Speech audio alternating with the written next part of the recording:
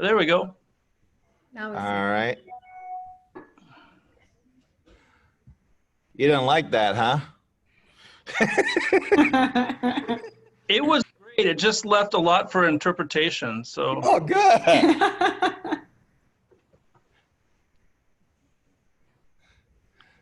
The interpretation you should get out of that is that I still haven't figured out how to work my MacBook Pro. So, okay. Could I ask, did you log into the Matrix login then, or the Paragon, or which one? I'm in Matrix. Yeah. Okay. Thank you. Yep.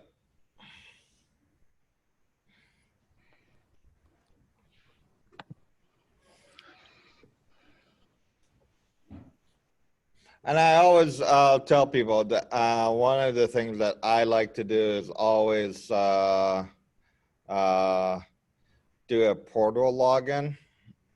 Oh. Because once I log in, then this is what I see. Mm-hmm. And I will have access to all of the all of these, and then it just opens up a whole new page for me if I need to open up, instead of trying to go back and back page and all that if it opens in the same window. So, but this is where I like to go, and it gives me access to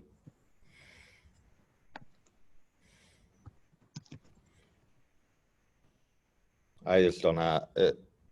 I don't believe they have access to Paragon on this one. I really didn't think Paragon was anything to write home about, so I kept with what I know. So, but all right, so we're gonna get started. It's 10 minutes past. So, like I said, I first log in, and I log into the portal, and then one of the things that I like to do is when you're doing a CMA, the biggest thing is the fact that you need to get your mindset right, okay? Because you need to understand what are the numbers for that area. What are the median sales? And I'm going to talk more median number than I will talk about average. I just lost your screen. Did anybody else? I still see it. Okay, I don't know what happened. All right, something's wrong. I didn't touch anything. No, it's okay. My screen just went blank, so I'm trying to figure out what to do. Okay. See, even your computer knows you know better than me. So, let me know if you don't get it. Okay. It'll actually Go ahead. I'll just keep. What's that? What would you like the note to say? I didn't say it. Got it. My computer's talking to me. All right. Let's see. I'm going to stop sharing and then reshare. How's that? Okay.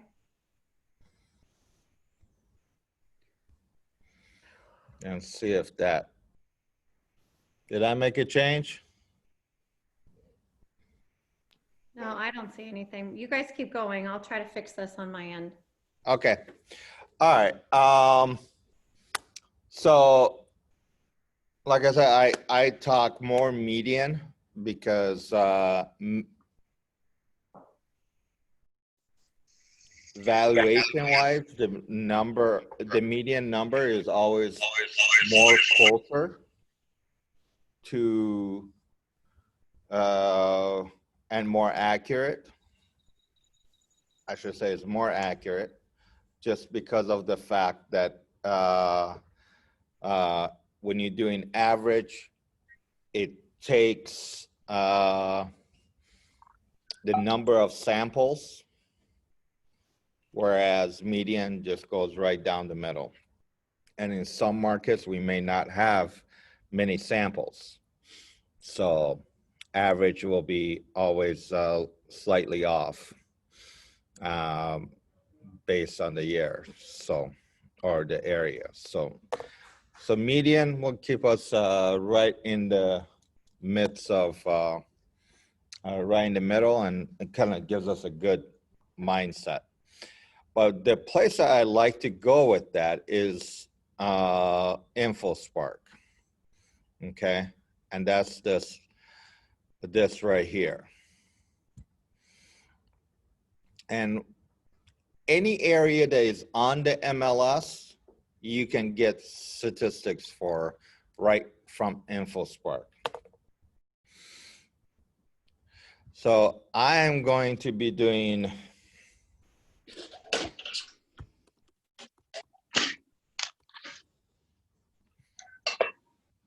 I'm working on a property for a Maple Grove.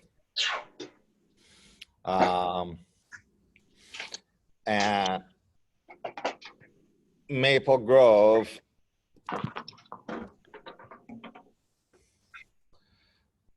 I'm going to put it, excuse me, I'm going to put it in here in two different ways. One, zip code, one by city, okay? And you can always add more. So if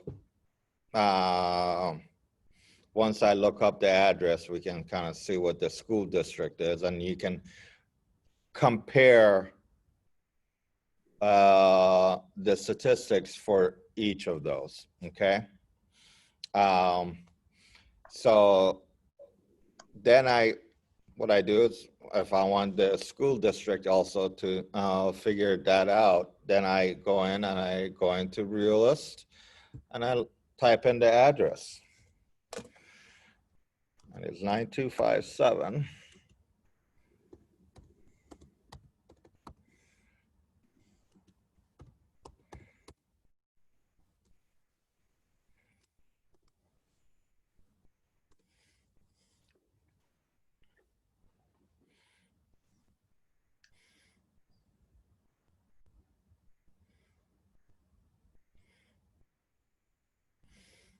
And they're in the Osseo School District. So I can come back here and add a third tab. Okay, and by the way, I think the max is 4, unless they changed it. And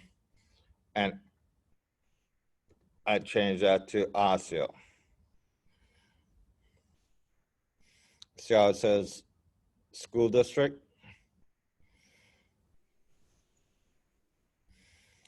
Then I can go single family, previously owned, because it'll be a previously owned home. I'm going to assume traditional sale. And it is a 3-bedroom.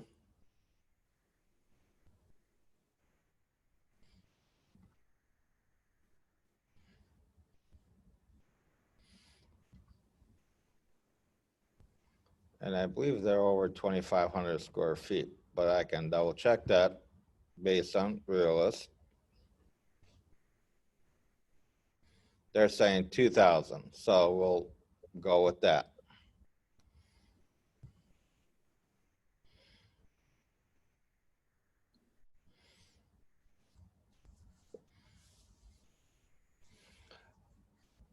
So if you look,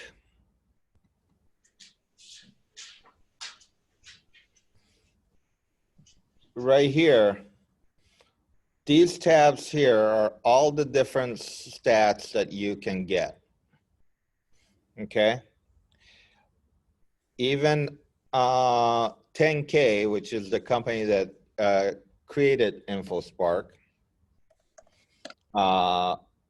always highlights the median first. Okay. But look at what happens when you change to average. The numbers go up.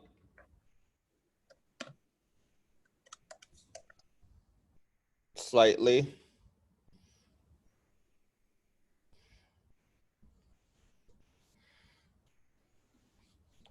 And that could be for many different reasons, but there's always a little variance between median and average, and the median just means that it's right based on the number of samples right at the middle. This is what the home values are. So we know that right around 325 to 335 is probably what the home will kind of be around. Okay. But it also is where you can find out what is their inventory like. They have less than a month of inventory, so you know is if you price it right, then it'll go. You also got your days on market.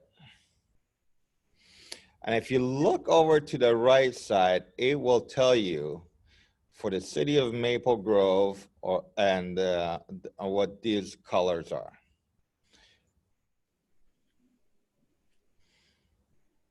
Okay, and if you highlight these, it'll tell you for the month what it was.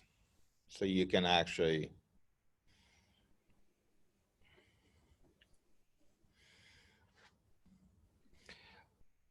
you can look at closed sales, how many have closed, pending sales, how many are there for sale currently, those are active and not under contract.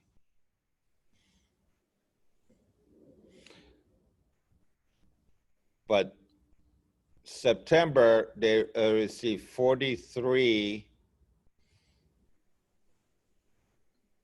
listings. In September, they had 41 pending. So that's why there's 2 for sale, or 3.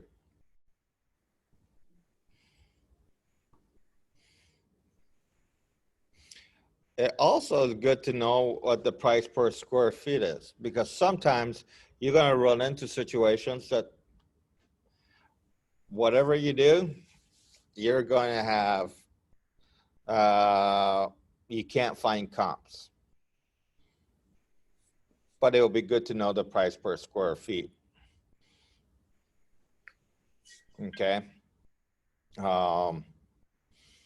Because when we start doing the CMAs, you'll know that you're going to want to be right around 140, between 140 to 147 for the area, right? So when you're doing your CMA and you fall in that range, then you'll know that, okay, it's falling within the proper square footage, price per square footage. So you have some ideas. Now, I like this. What's the, where do they start? 320, 335, 327, and 309. So they are getting 100% of what they listed for, and sometimes more. Okay.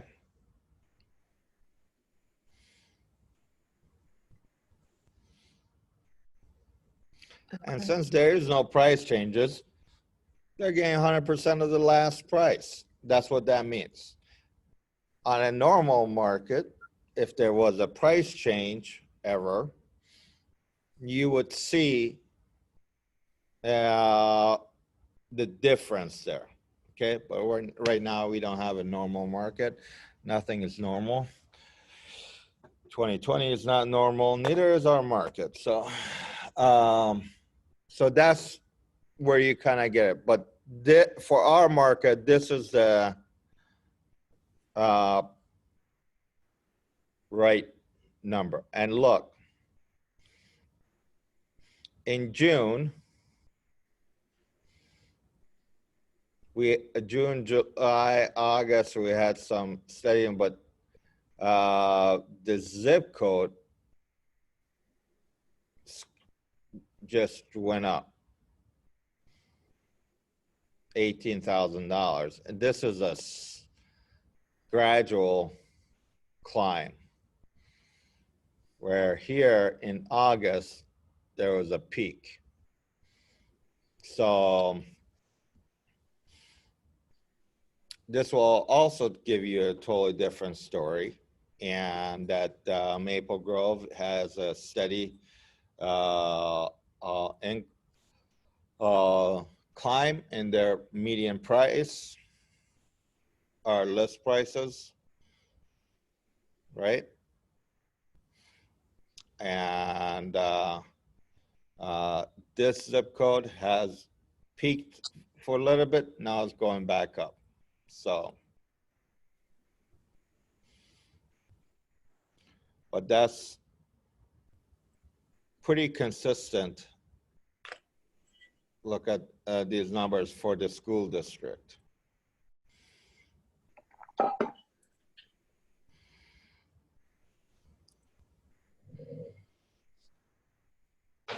Any questions here?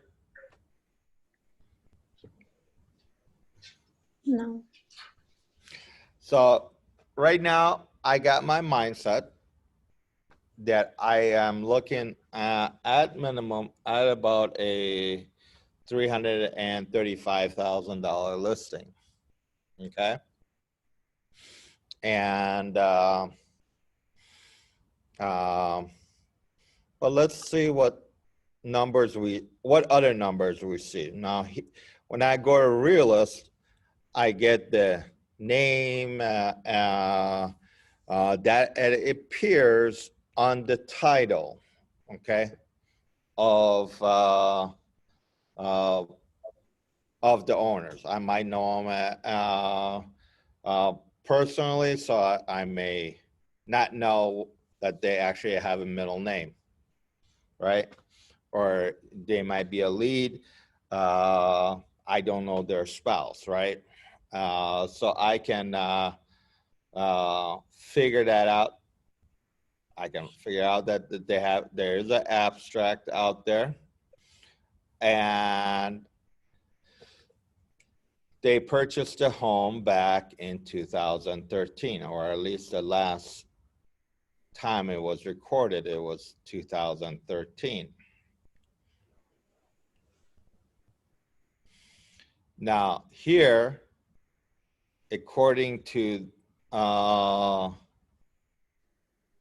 the tax assessments, is valued at $359,600. So I know that there's probably more to this house than what my numbers, but I was in the right range, right? So if they're getting taxed at $359,600, I'm most likely not going to be going to tell them they should list at $335,000, right? Because they won't do business with me. So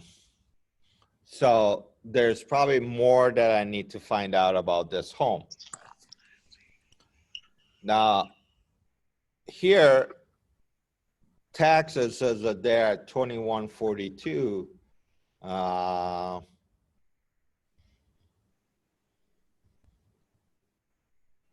And it will also tell you what MLS says.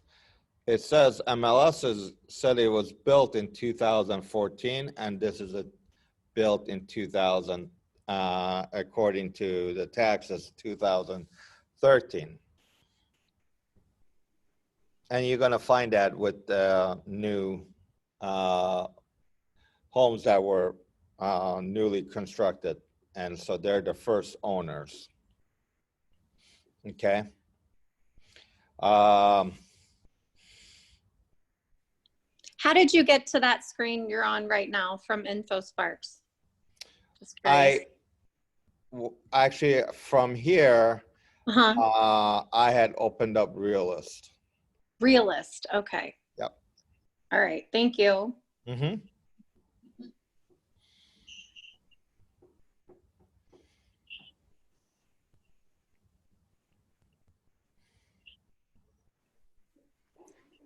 So all of these applications that you're using, like Realist and InfoSparks, they're all applications that are based on MLS data, right? They're just like different ways of looking at the data and kind of slicing and dicing it. Is that fair to say?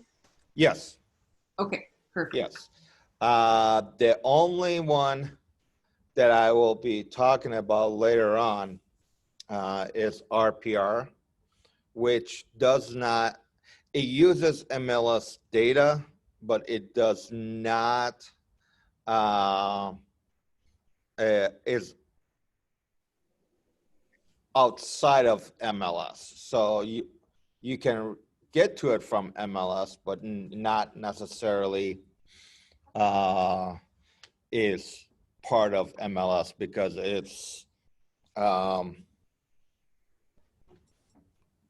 is a system developed by National Association of Realtors and is only available to the realtors, and they don't have to be part of North Star or part of MLS to be able to access it.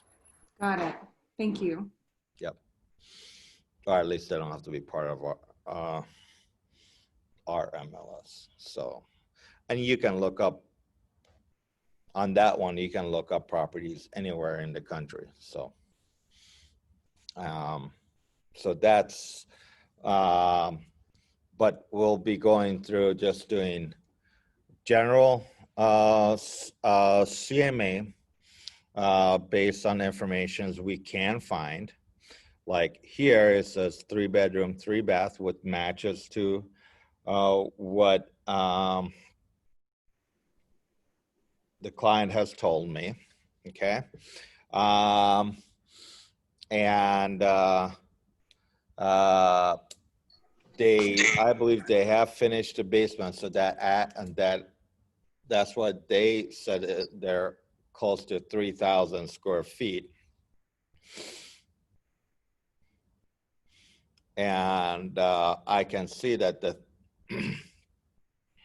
they are, the basement is about 1,011 square feet.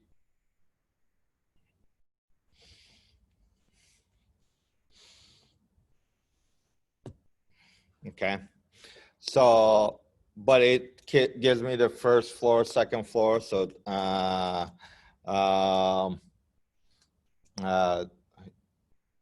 and it gives me the other informations, what the garage square feet is and so forth.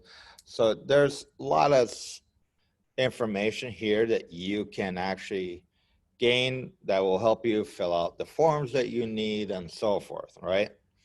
But here,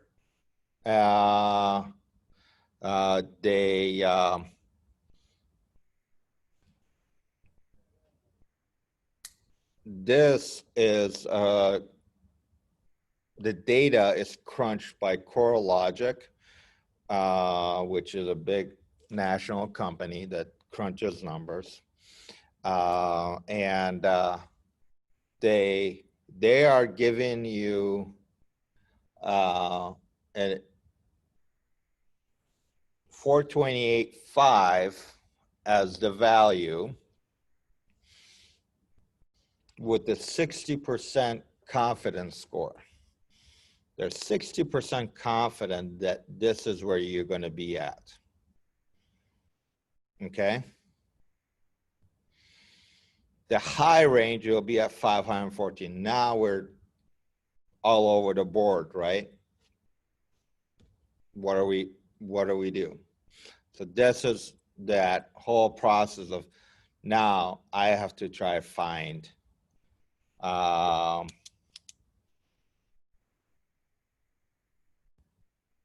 comps that will give me values that I see here, right? So, and again, this is all, we're all in the process of gathering the information. We're not really getting ourselves, we're just getting our mindset ready to figure out what direction we're gonna go. So at 400, so we have seen prices from anywhere from 350 to 428.5 currently, and as high as 514,000, right?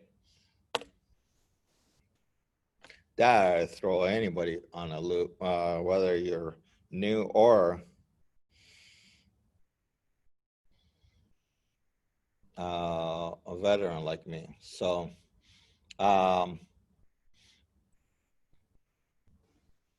Do you ever use, I know Zillow is kind of a dirty word, but I like the map functionality, how you can like really quickly look at the values and recently sold information like through a map view, because sometimes I know like in certain cities there's like specific neighborhoods and it looks like this house may be in one where it's like literally just a few streets or a little pocket of a neighborhood is worth substantially more money than like the overall you know, market of the city. So do you ever use like, or is there another map view so you can kind of get a sense of that quickly? right. I don't use Zillow, but I do know. So just so you know where to go, that's a very good question. If you go to RPR, okay, and you type in the address,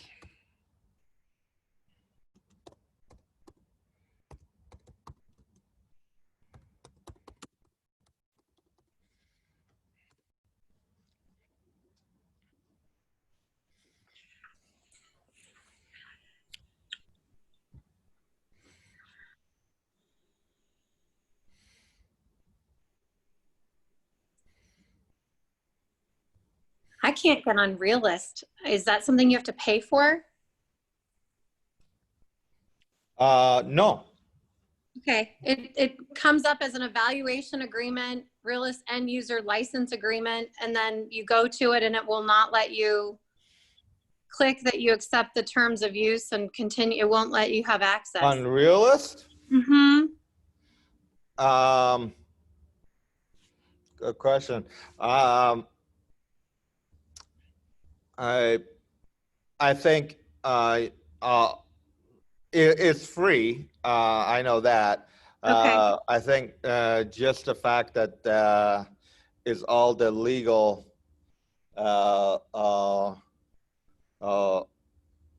mumble jumble of companies just saying that, you know, if you're Right. using this, you know that you're using public records, then they're not held liable. They're using a core logic as their service provider to crunch the numbers. They're not doing it, all that. Right. You know, So if it's asking you to agree to it, I wouldn't hesitate to Right. It's agree. not letting me agree. I just didn't know if anybody else tried to log on, if they were able to, because it won't even let me click that I accept the terms and continue. So I can't even get in. So Boy. yeah. All right. And that was on Realist, huh? Yeah, I did the portal login like you said, and then I clicked Realist and I can't get in. All right. So go into to the matrix Yeah. and look up the you know how you do a search for property tax? Right. Do that Okay. for the address. Okay. And then if you click on the property ID number, Mm-hmm. he'll bring you to that, to Realist. Okay. But but for this, I go to this. Okay.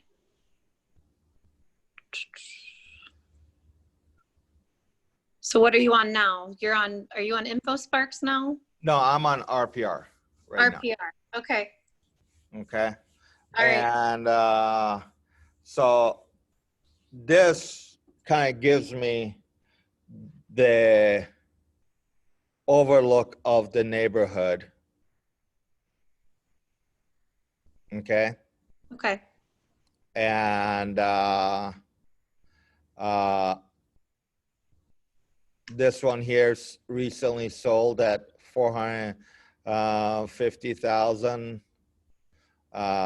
These are all off the market, and I can move it around and see.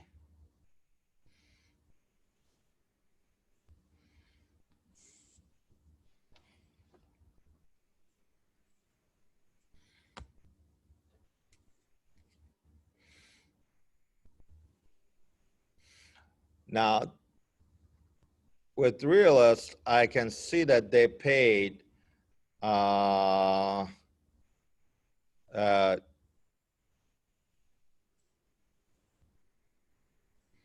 much they paid for the property at 324.9. Okay. They did it in 2011. Okay. There's a $400,000 quick claim deed. So there must have been a house on there, and then they tore it down and built it.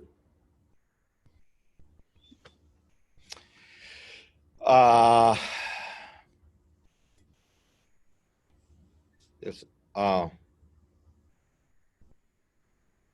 they bought, okay. The value was 400,000 for the land only.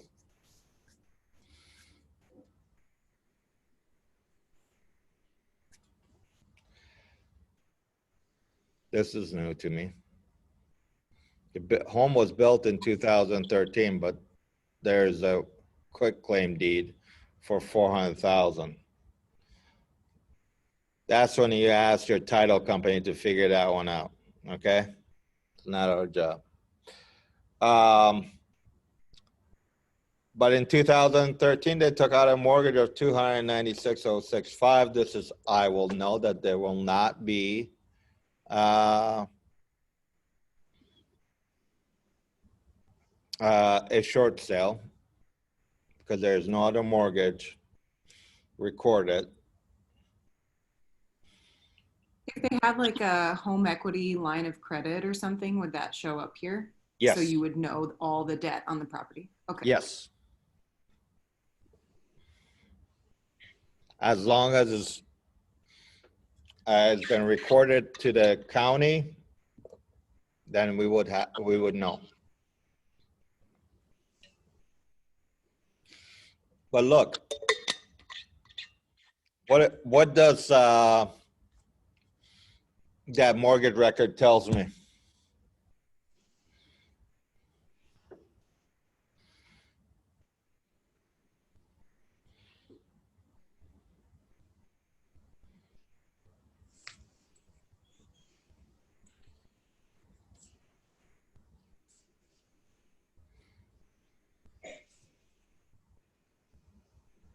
He's a veteran.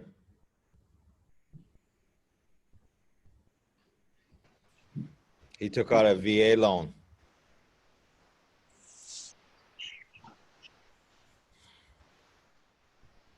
So now I know what something about my prospective client that he didn't tell me, right? I didn't know that, but I found out that he's a veteran, so I can start the conversation of, oh, about him being a veteran and finding I'm finding that commonality because the veteran background in my family and so forth, or just simply, you know, hey, are you looking to do a VA loan again for your next purchase, right? And make sure we have all the proper documentations that we need. Okay. But now I kind of have an idea. All these homes are right around the mid 400s, and which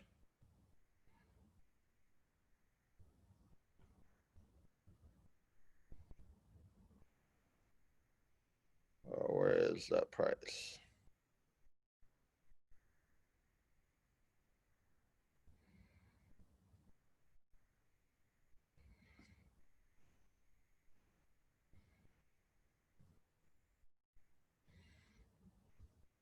Which is very close to what they're saying, right? 428.5. So we know that at InfoSpark, we are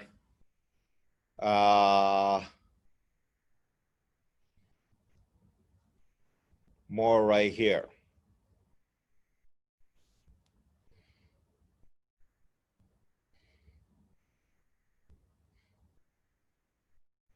So some of the public records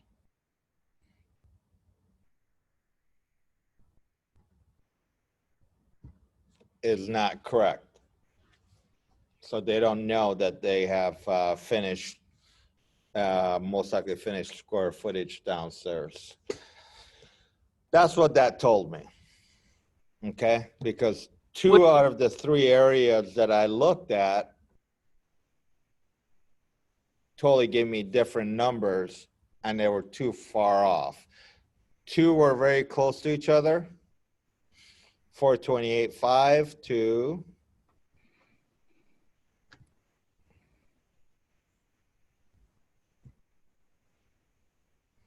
421.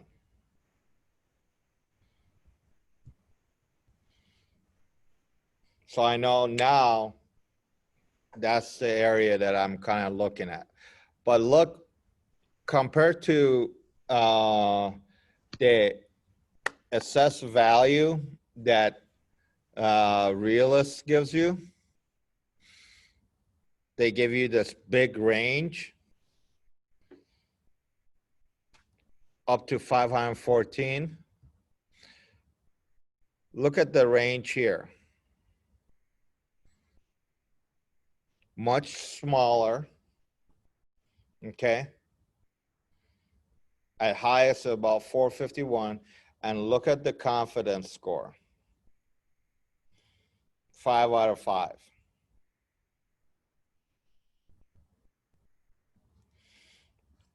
And in RPR, you can also take a look at what the median sale price is for the Hennepin County, for Minnesota, for that zip code, the 12-month change in median estimated home sales is up 6.4%, okay?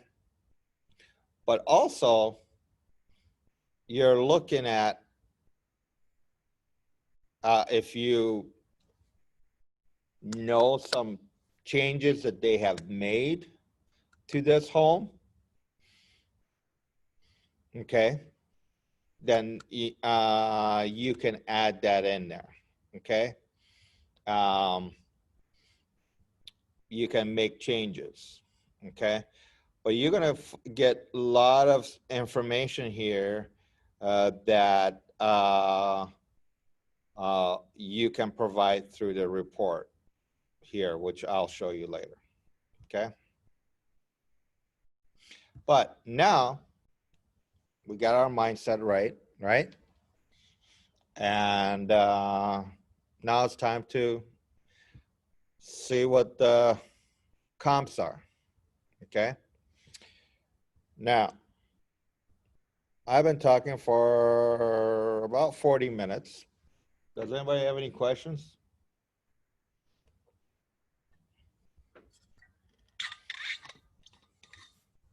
Do you always do all of this work prior to your very first meeting with a potential client? So you show up to that meeting with all of this information? I don't bring all this information, but yes, I do all this prior to my meeting with them. And then just generally speaking, I know you're like walking us through it. How long does it take you normally? Like once you kind of get good at the process and looking all this stuff up, is it like you spend an hour and you're good to go, or? Right now I can spend about 45 minutes and I know what I'm gonna do. Okay. So, and but this is what you all know, that Wendy is my sister-in-law, and Dwellings, that the company that I operate, the founder was her dad. And when I started working with my father-in-law, this is what he told me. And I think in all respect, he was so right. Because the most important thing you're gonna do is price the home correctly. Because the home is their life. There is a whole lot more than just a house to them. It's their home. So be prepared and do that portion good. And the way he told me, he goes, do at least one CMA a week. And he had me do one CMA a week for the longest time. I can't remember how long, but it was not easy. So every week I came with a CMA and he looked at it. And I just got comfortable with doing CMA. So, and I think that's why they keep telling me to come talk about it. But the best thing you could do is take a house that recently closed in your area, you know what it's sold for, right? So you had to at least appraise for that. Um, um, you know, just do a CMA and see if you can find this supporting comps for those. Because one of the things I do with my sellers, I say, I'm gonna prove to the appraiser that your house is worth what I'm telling, and I'm gonna provide them with supporting evidence. So there's no question that your house is worth what is being asked for. So, so that's, I mean, that's what I did, and not everybody's willing to take an hour and a half to 2 hours when they're starting to go through and make sure that, you know, they do a CMA, because that's what it probably took me, an hour and a half of time. But I put my kids to bed and I was all alone because my wife was traveling. So I took Yeah, the seems time. like a good thing to practice. It's I can tell you is that, in my opinion, it's one thing that you can practice and get good at, and we have all the tools possible for you to succeed. You just got to figure out how to use them. So, all right. Anything else? All right. Do you guys need to take a break, or should I go on? I'm okay.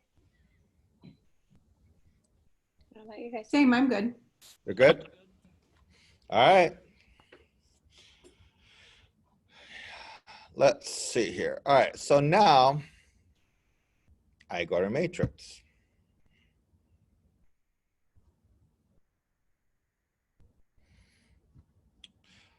And yes, I'm one of those agents that says, I will read later, and I forget for about a week, and then I go through it really fast.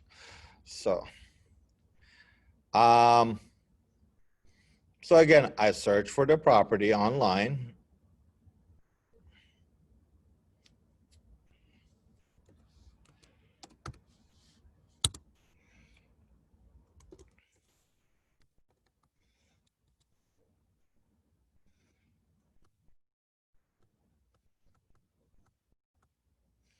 Oops.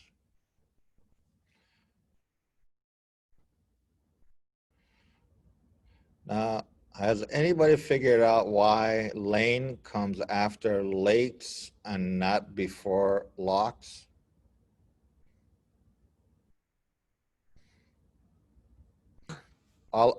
If these are all supposed to be in alphabetical order, this is off right here. And Because the it developer didn't put an always alt. bothers me. Yeah. But see the things. All right. So,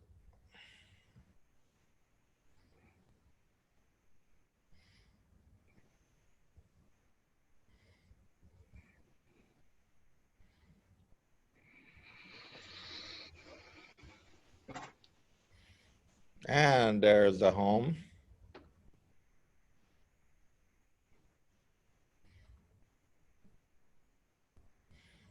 So it is a 2-story.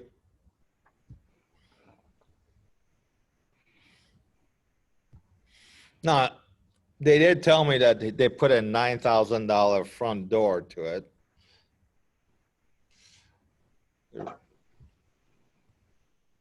But kind of gives you an idea what that is, right? But the reason I search for it is because this is what I'm looking for, is the MLS number.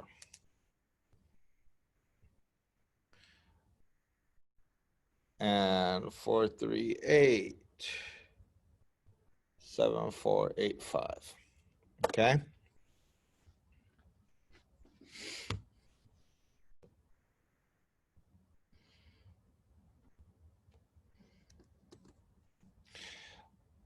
So then I go to search again. I go to single family. I go to general.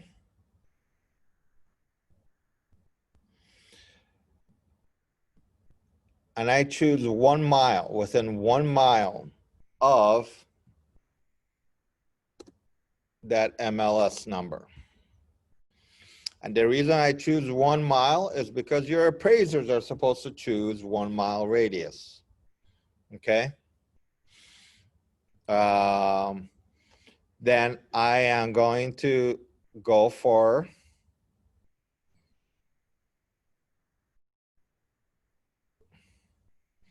two stories,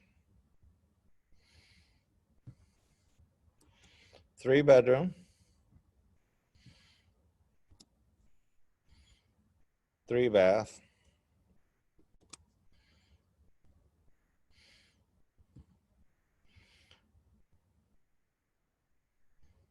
and it was a 3-car garage, right?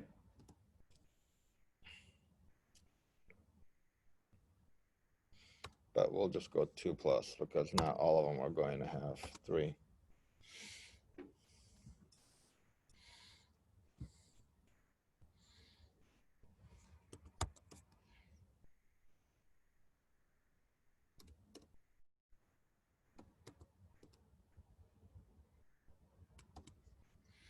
(2013) and all. Now you see I have 47 matches. Okay. Now, I want to reduce that. If I get anywhere between 5 and 10, I got a good sample. Okay. If I have less than 5, I kind of would have to make some adjustments. Okay. If I have more than 10, I need to narrow it down. Okay. Because it's just too much. Too many samples can lower your numbers. Too little sample could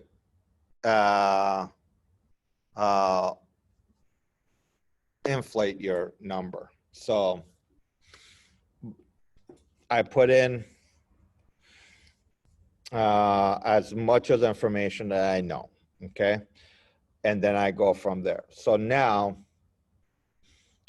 the total, I always go by the total finished square footage because you're buying the whole house, not just above or below ground, okay? So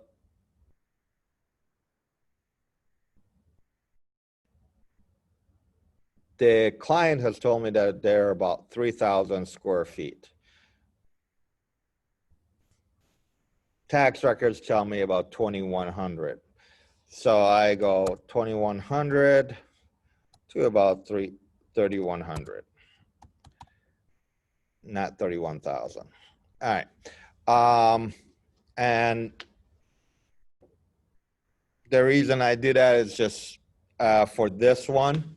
Normally I go about 200 square feet below and 200 square feet above to kind of give me a range. But I see I have 17 matches when I do that. So I can probably,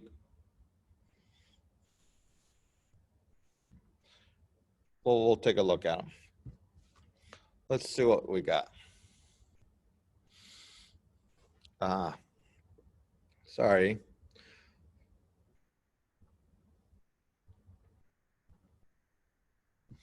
Let's go back to the criteria.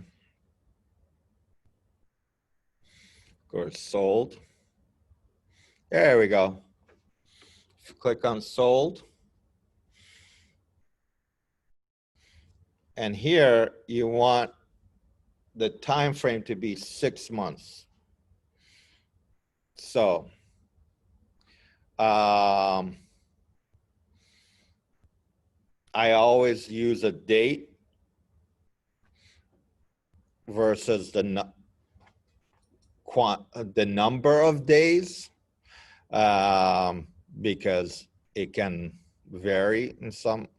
So right now we're on the we're in October, so that's the 10th month. So you're going 6, you're going to April.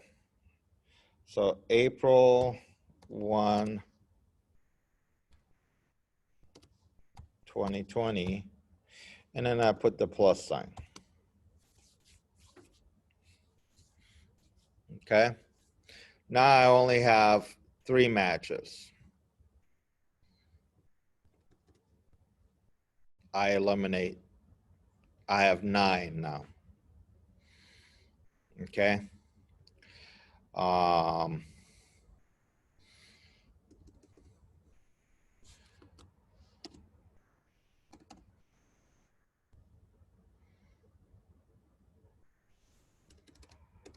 So I play around until I have sufficient amount of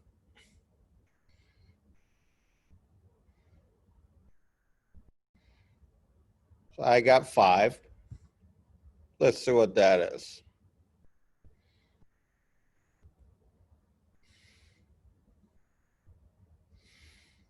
Now we have a couple that are sold right into the right in that same street.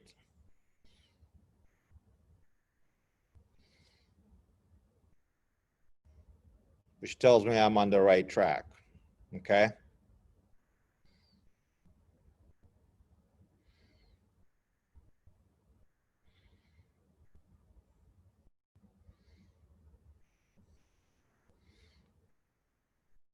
So the street, if you look on that street right now, they're right around $445,000 list price or sell price.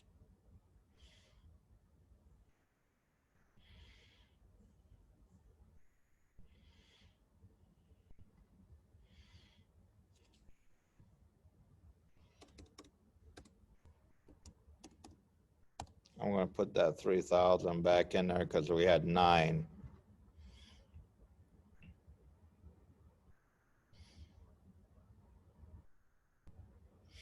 Now this is all within 1 mile radius.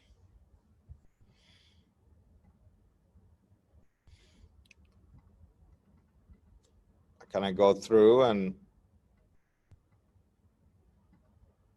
see if this home was equivalent to what?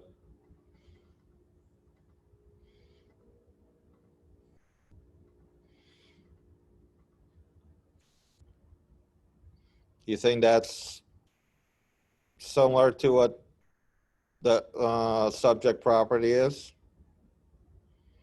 Probably. Different part of Maple Grove, but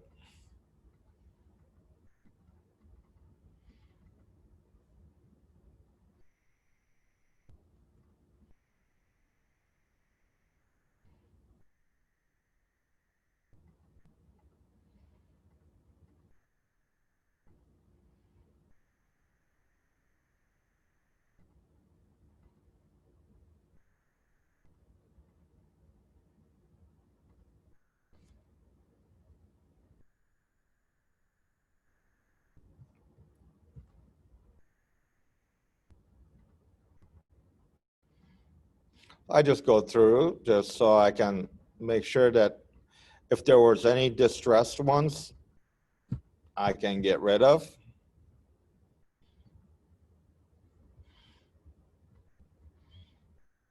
or if there's something that is way off, like this one here.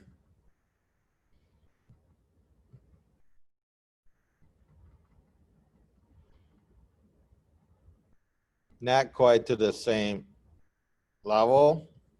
So I can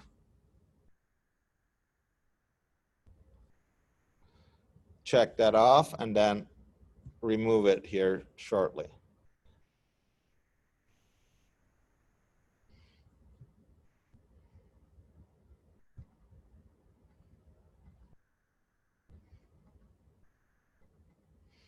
And again, this one is not quite the same, so we're going to remove that. So I just check them off.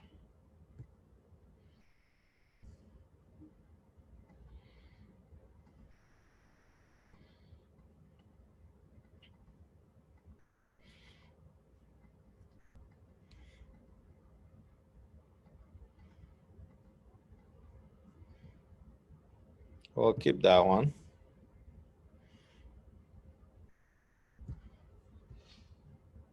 All right, now that I can get rid of this. It's too old of a home.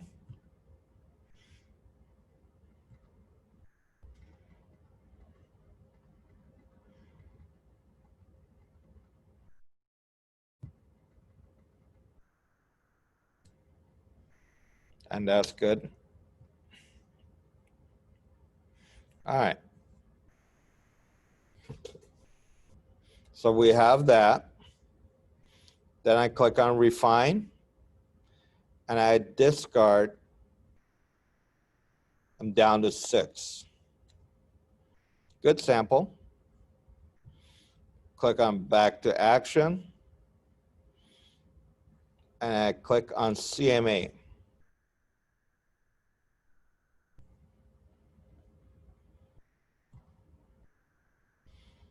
Now, I always would suggest put yourself as a client in here, because that's how you can practice your CMAs. Okay?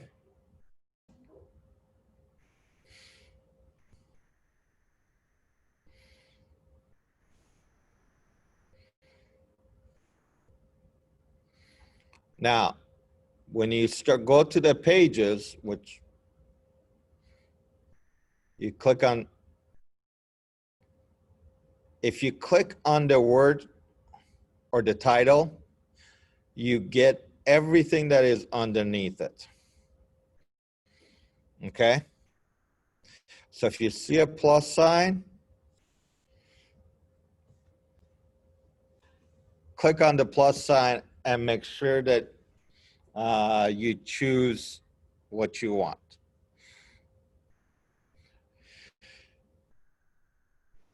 I always like to put the photo because my photo is probably easier to look at than my name.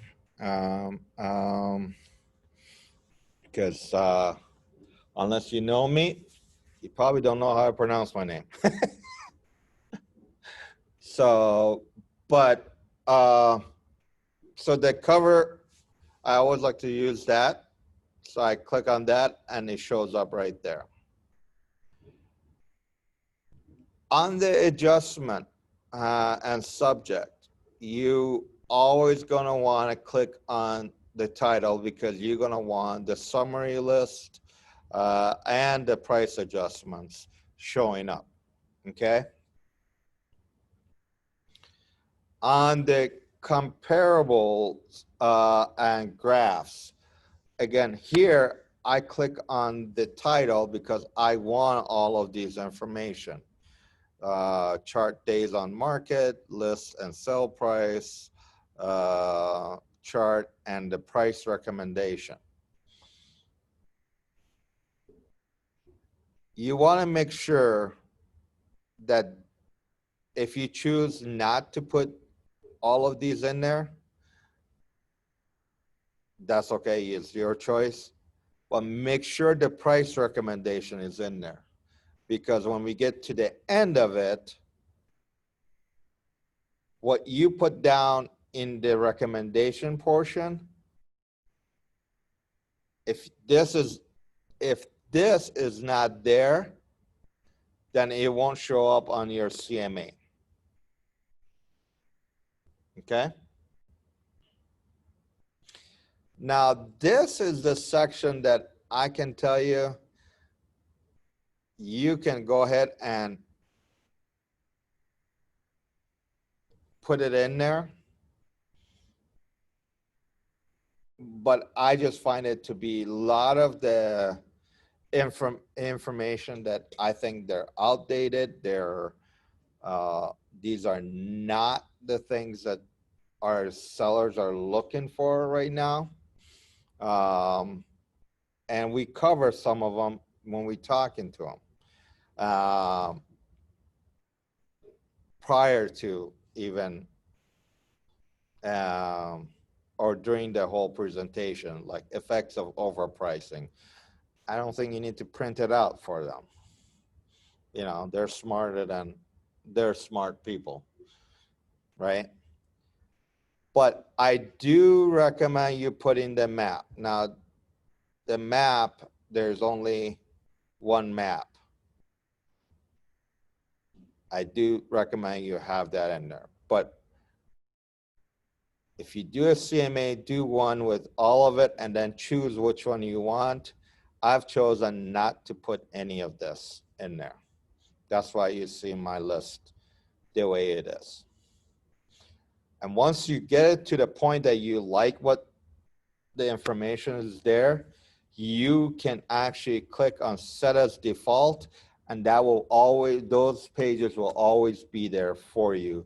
So you don't have to do this again every time. Okay. Now we go to the next step,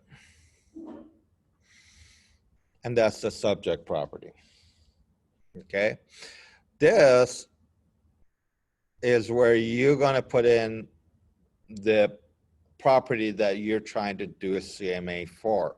Now, if it was never on the MLS, then this is where Realist comes in, where you can look up their property tax ID number, okay?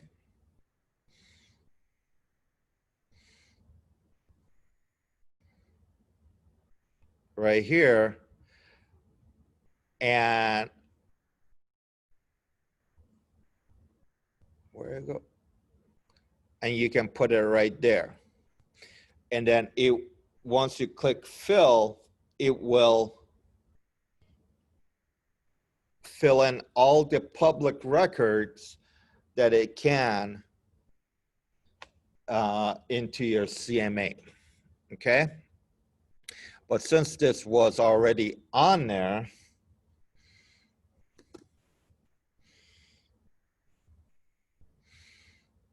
we can go ahead and put the MLS number and hit fill. It pulls the picture, it pulls the information that we have, and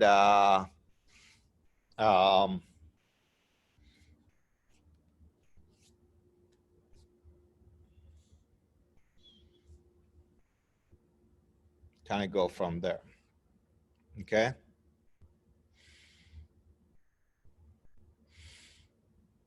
Now, this is also where you can make any additional changes, okay? So here it said below ground is not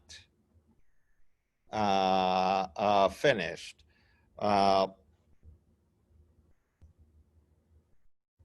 And I am doing a 950 square feet credit to them because they told me that it's finished,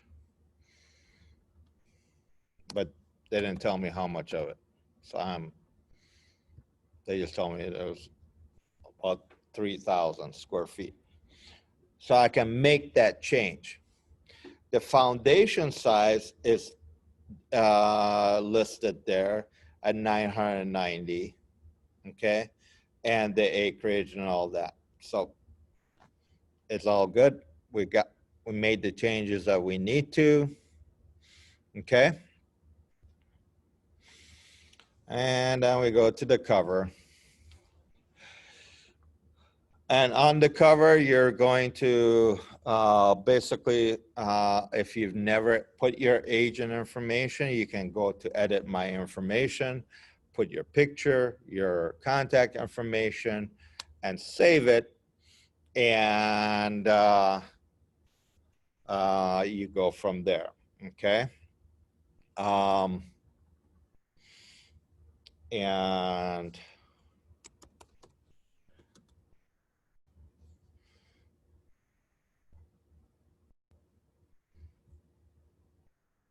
Mark Snow. So here you put in the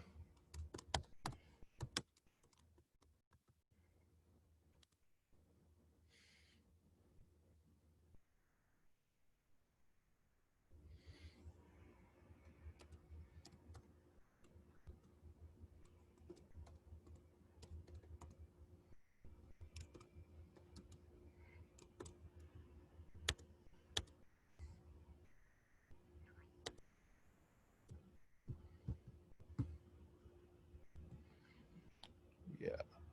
All right.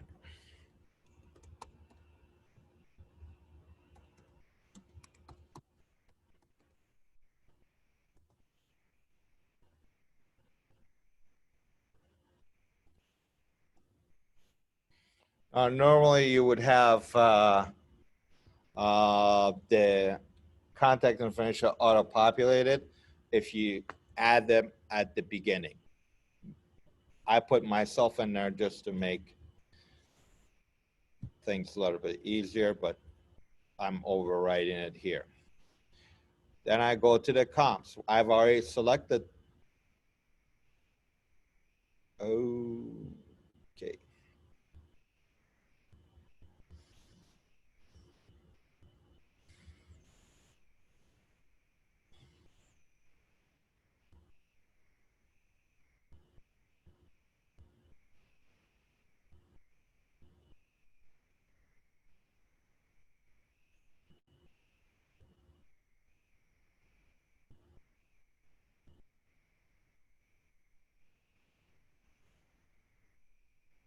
So now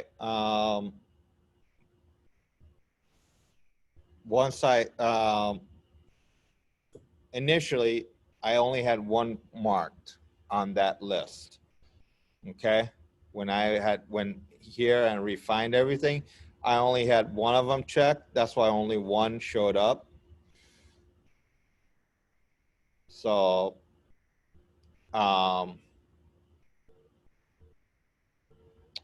what you're gonna want to do is when you get to the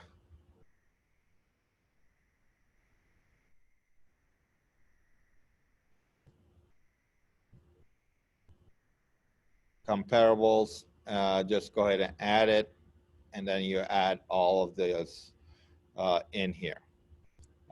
Sorry about that. But so I got my 9 in here, and but I think we eliminated this one, and this one. So let's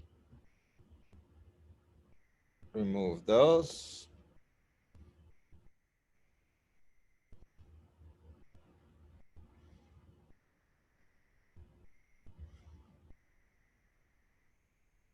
And we keep that one. Yep. All right. So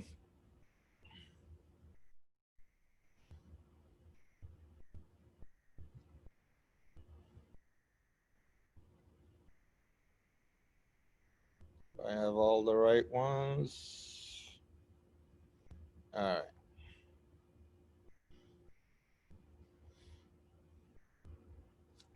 Then I go to map. Here is where I can also eliminate any that are maybe too far away, okay? This one here, number 3, which is the Central Parkway. If I go back to that, the Central Parkway one,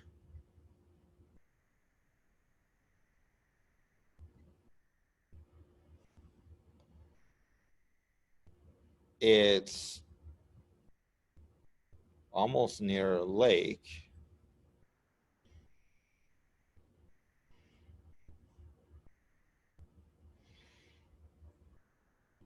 So these are kind of distance, even though within 1 mile. This one at least is on this, these are on the same side in the same section right here.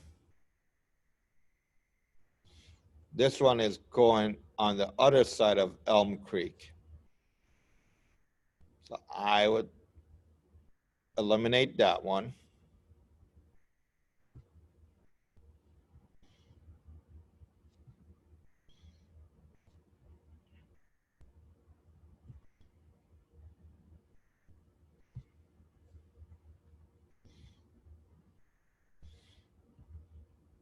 So now all my comps are within 1 mile radius and within the same section of between Weaver Lake Road and 93rd, and Zachary and Elm Creek. So it's all within this squarish looking area, okay?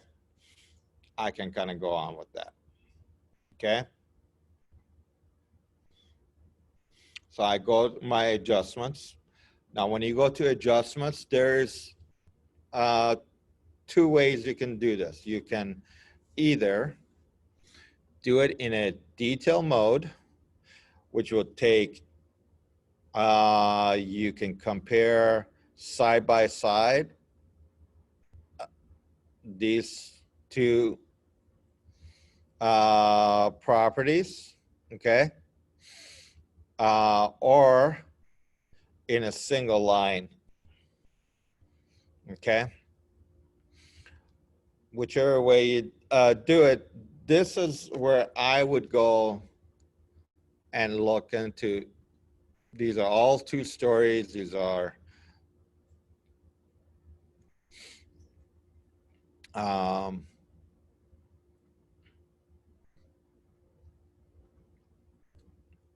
all within 1 mile radius. So they're same style, 1 mile radius, sold within the last 6 months. So therefore, it meets all the criterias that appraiser should look at, okay? So now here, I only take a look at the total finished square footage, okay? Because you can try to get detailed, well, look at number of bedrooms and give price, try to figure out what the price per bedroom difference is or not. But when you calculate the total square footage,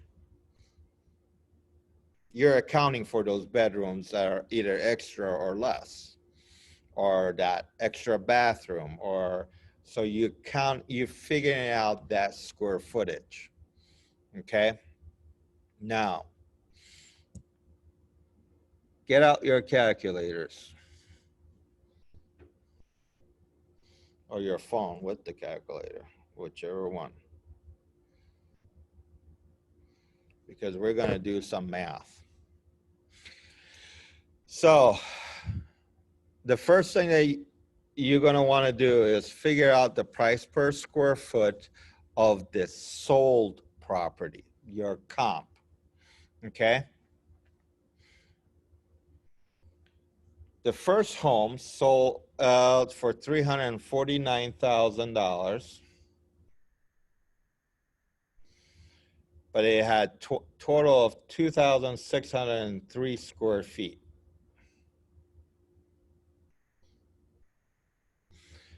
So that means that it sold at $134 almost 8 cents per square feet. Okay? Did you guys get that? Yep. All right. So now your comp compared to your subject property being about 3,000 square feet, is approximately 397 square feet larger. Okay. So you take that $134 and almost 8 cents and multiply it by 397.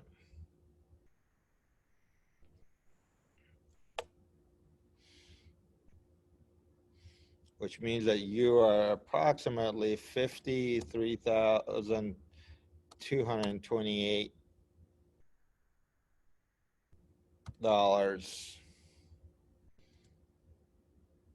better than that one. Okay.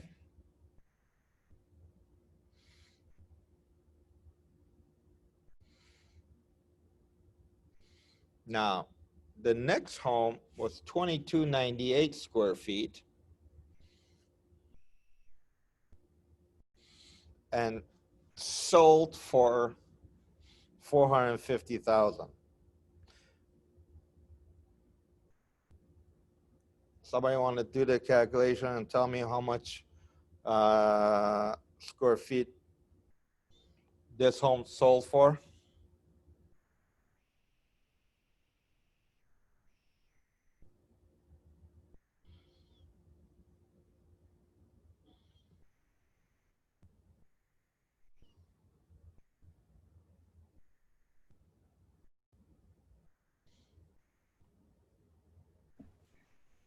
Was it 195.82? Yep. Now, according to my prospective client, their home is 702 square feet larger than this one. Okay.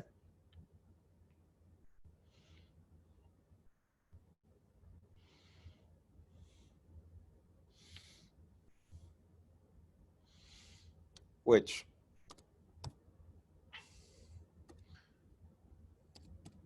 just between you and I think my client is full of it. But that would mean that if the two homes were exactly alike,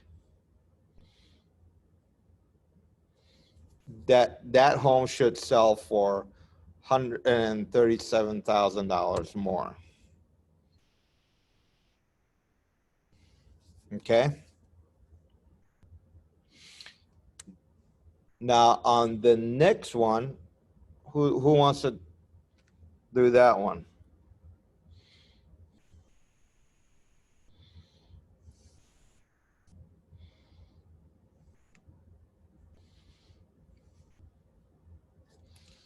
Are you following how I'm getting these numbers?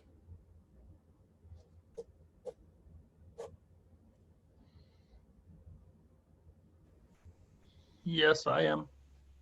Okay. I'm still struggling a little bit. I'm trying to get comparables and nothing is coming up on my screen. So, All right. oh my God. Let's see.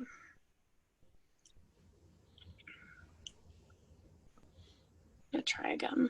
I'm just looking at his screen. I'm not looking at my own, but Yeah, I was trying to follow along and do my own CMA at the same time. Yeah. right. When I'm on Matrix and I click active, pending, and sold, and I try to do 6 months back, mile radius, it'll say 0 matches.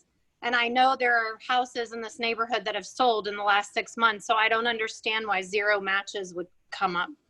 So I don't know why the system's so finicky. All right. So in first of all, take active and pending off. Okay. And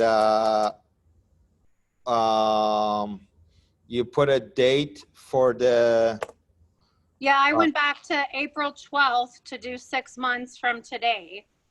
okay? So I did April 12th, 2020 to 10/12/2020. All And right, it's did you put a plus sign next to the date? No, you have to put a plus sign next to it. Yep. Oh, that's what's going on. Okay.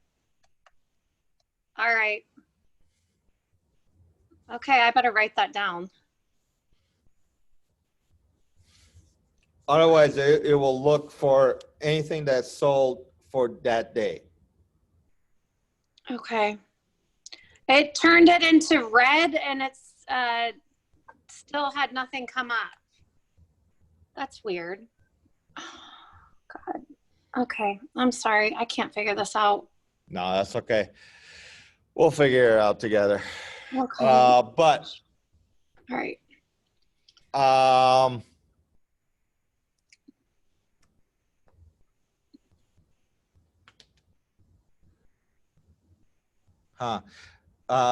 Make sure there's no spaces in the in the field. Okay. It has to be continuous. Okay.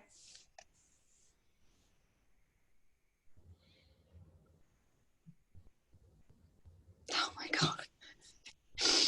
All I right. still don't get anything. It's okay. You guys go ahead. All right. So Go ahead. the price per square footage of the sold property is the first thing I figure out. Okay.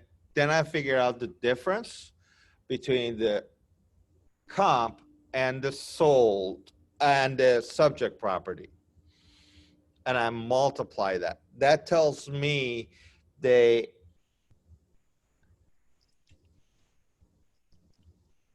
price if the homes were apple to apple. Okay. That's the way at least I like to put it. So on the third one, it sold at, I divided 359.9 by 2,755, and I got $130.60, basically 64 cents. And I multiply that by the 245 square feet. That is the difference. So I get $32,005.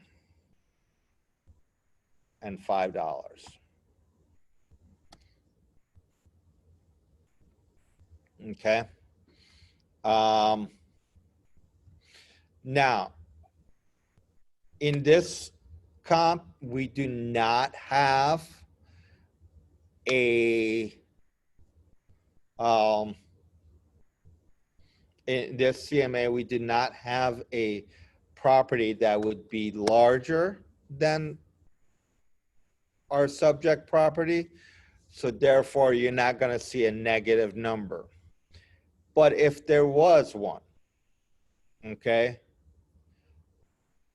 you figure out everything the same way, but in this box here, you would put a negative number.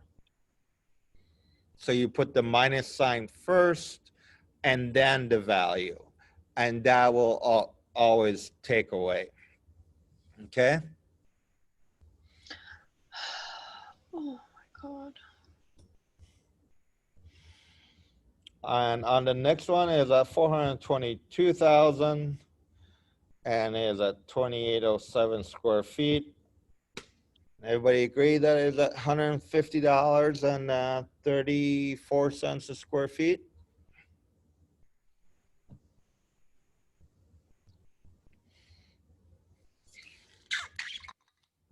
And with a difference of 193 square feet.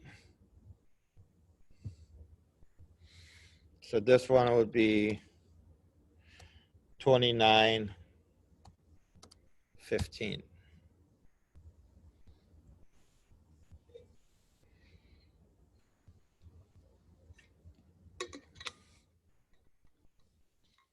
Everybody in agreement?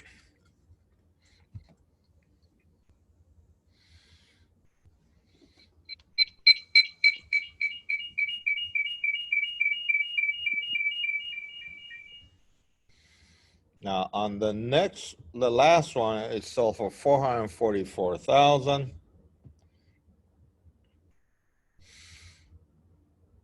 Divided by 22.98. Sold at 193 dollars and 21 cents per square feet.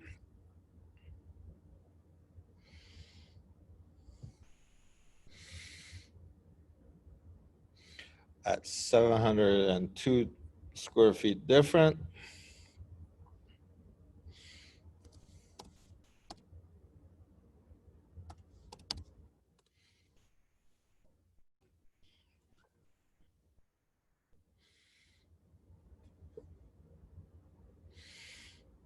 All right.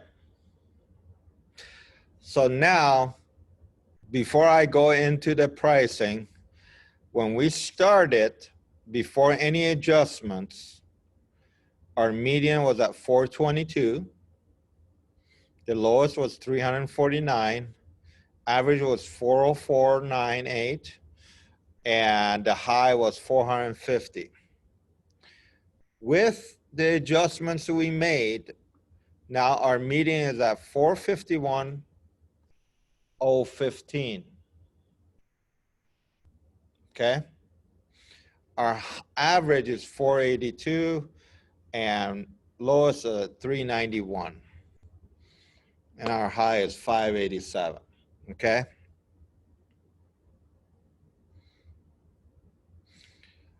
So like I said, I like the median, and look where we are ending up.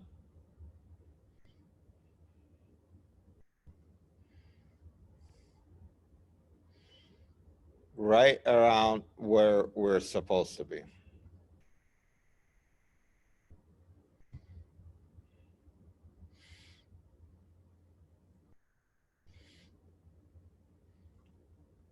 So when I go to the pricing, okay,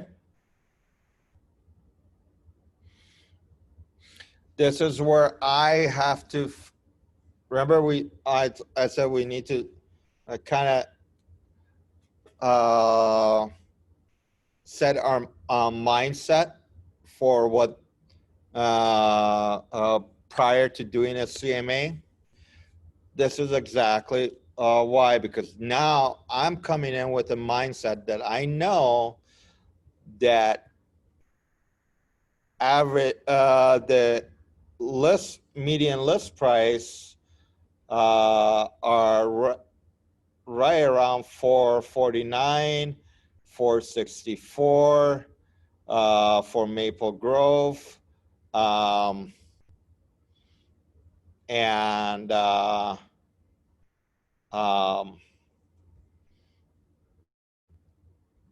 you know, they're saying that the value is right around in the 428.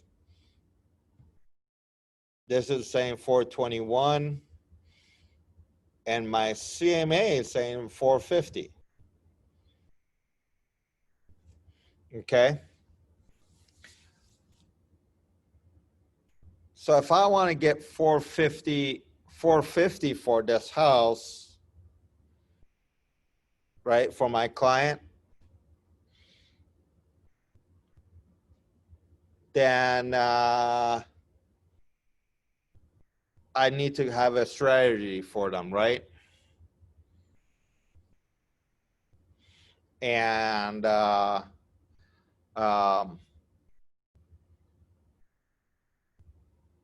right now, what I would do is, first of all, take this number here,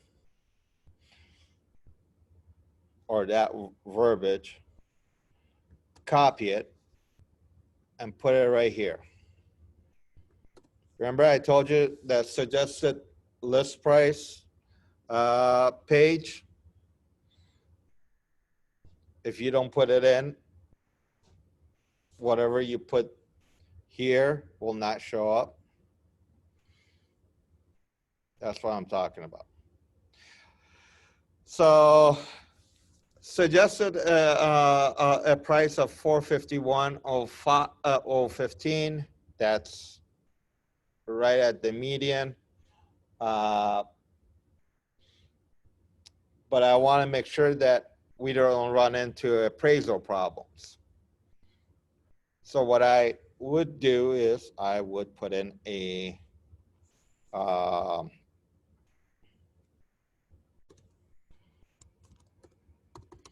suggested list price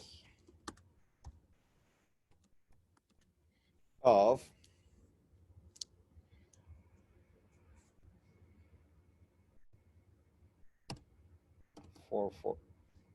$445,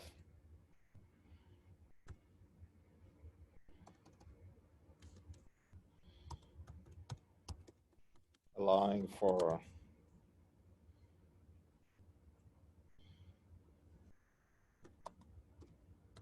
market moving the price up.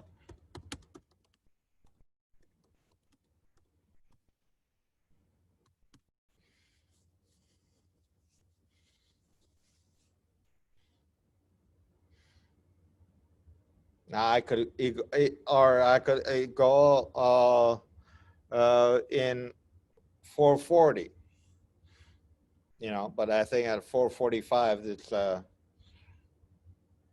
good price for that home. Okay. So that's the mindset I'm.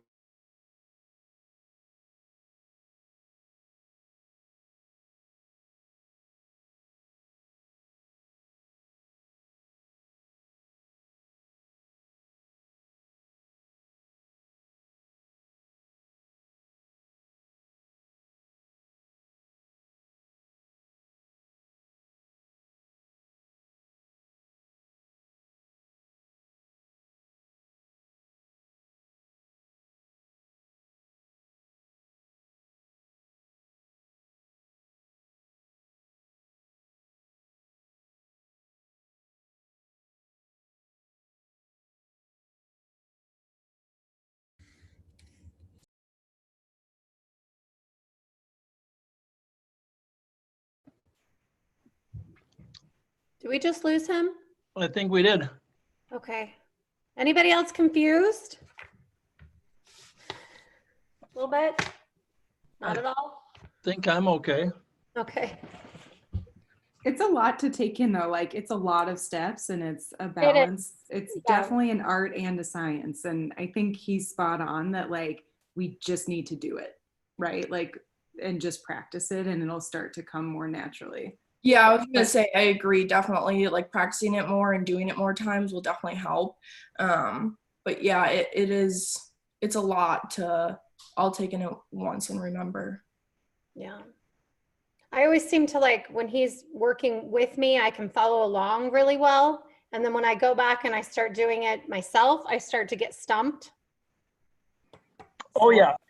To be clear, as for, when I said I'm following along or whatever, I probably couldn't go in there and do one right this second. So yeah, it would be nice if there was a cheat sheet that just, or even a web thing that just showed, okay, these are the areas you should go to. Right. Screenshots say I click here. This is why I click here. This is what I do here. You know, whatever. Mhm. But There obviously, are a lot of videos on YouTube. Like I've tried doing this before. We have watch him do it, but there are a lot of videos on YouTube. If you just look up like Matrix CMA that you can watch as well. Oh, okay. Well, I have found that Matrix is really finicky. Like I was just trying to follow along with him and I was doing that, trying to get the date 6 months. I didn't know you had to have a plus sign next to it in order to get property. I didn't know that either. I don't remember who said they like Zillow, but yeah, I think Zillow, it's just a lot more simpler and easier. And I feel like with Matrix, it's just like if you don't know like the ins and outs and the different tricks, it can be difficult. I'm back. Hello. I lost you guys. Yeah. The room was too big for my own head, I guess. No. I have no idea what happened there. Let's see. What was the last thing you guys heard? You were doing the pricing, All right. but if you could review adjustments, that would help me. I know that. I don't know about Sure. anybody else. So anyway, this is what I would go in with. Okay. Now, the adjustments, Mhm. do you want me to review What you did. how, Yeah. how I did it? Yes. Okay. All right. So the comp sold for 349,000. Okay.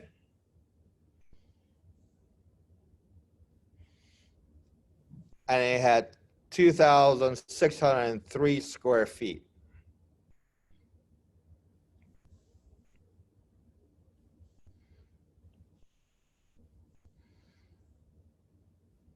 So I took the 349,000 divided by 2603. Mhm. I got the price per square feet sold for the comp. Right. Then the next step, I took the subject property square feet, subtract the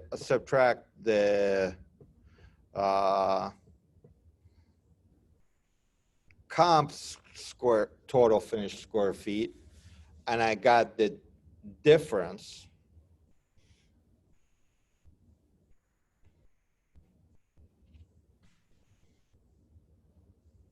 Which in this case was 397. And I multiplied that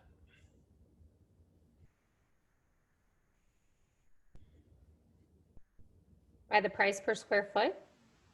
exactly.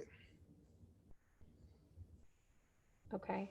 And that's where 137,467 comes in? Yes? No? That's where the 53,228 came. Okay.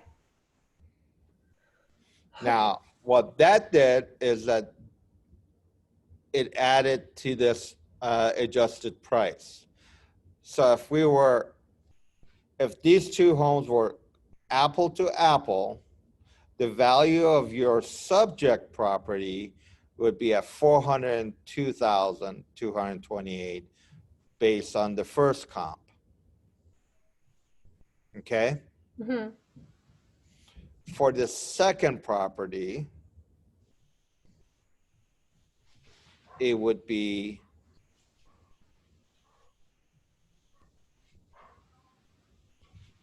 we would do the same thing, 450,000 divided by 2298 gives us this comp sold price per square feet,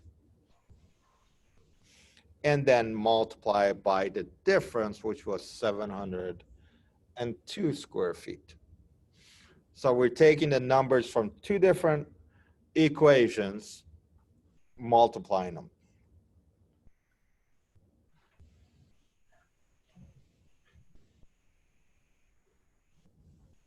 Okay. Okay.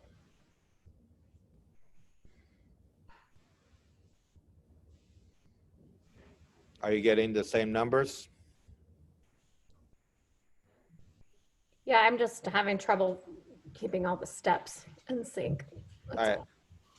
So step number one would be to figure out the comp sold price per square feet. Mhm. Second step would be to figure out the difference in square footage of comp versus subject. So you take subject property minus comp,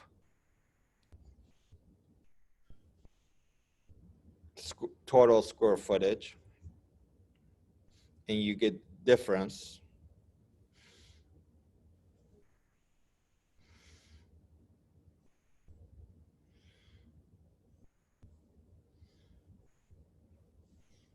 And then you take those two numbers, multiply them by each other. That's your third step.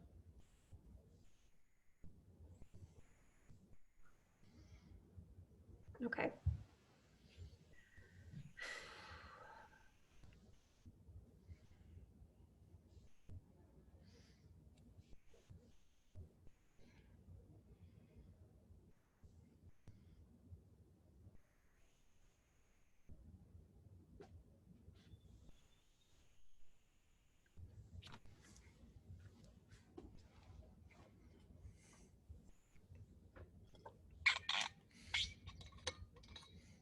See how that one works now?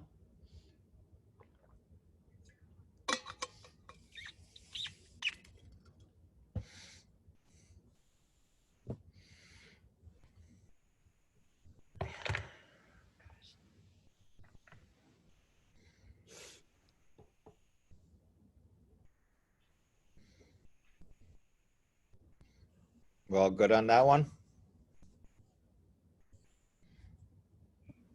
I am. guess. I guess. I don't know about anything else. All right. So now, and I can always, Maureen, I can always also, or any one of you guys want to, we can do things on one-on-one basis, and I'll be happy to do that. Thank you. But once I've gone through the pricing, I hit finish.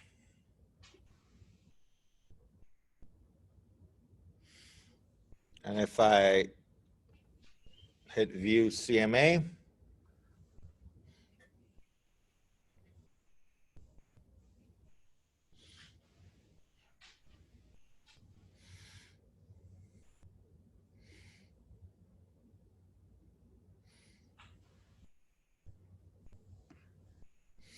and this is what you would see.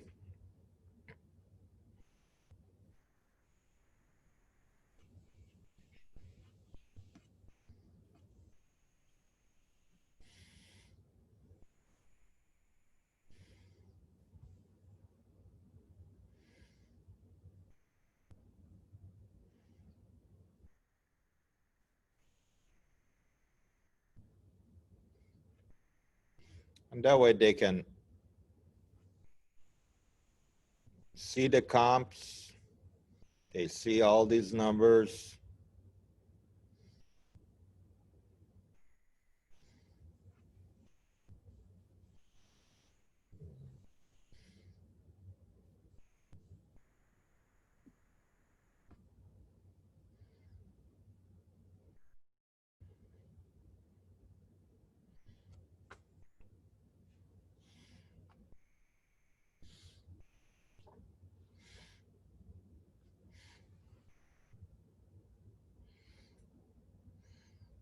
And that price recommendation page, whole page for this, just that.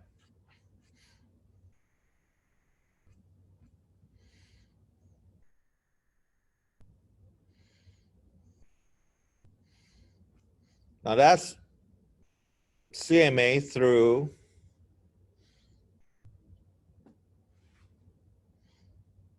North Star MLS, okay? And you can save this, or you can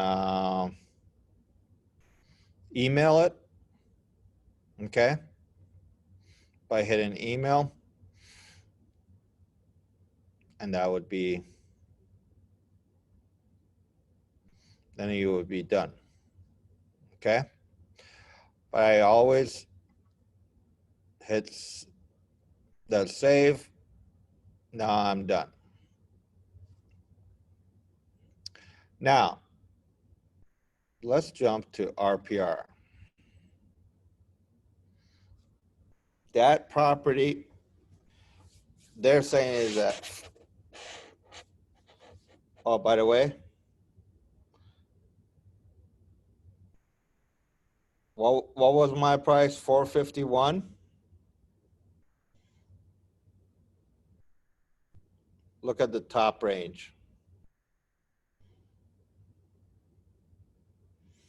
451.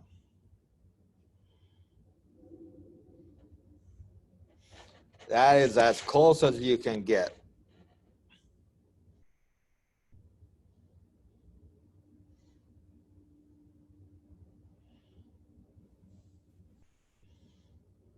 So we should use that after we finish our CMA to kind of double check our work. Yeah, that's what I do. Okay. Now, this is a more detailed report, right? So it will make it look more, no,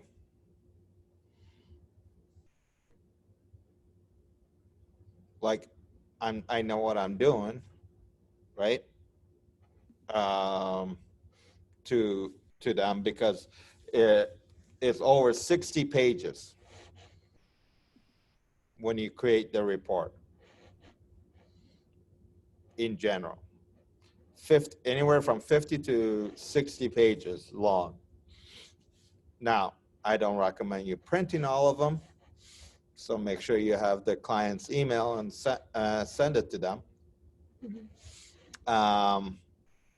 But I use it as a good source of seeing if I'm in the right track.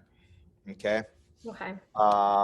The value that they're saying at 421.99.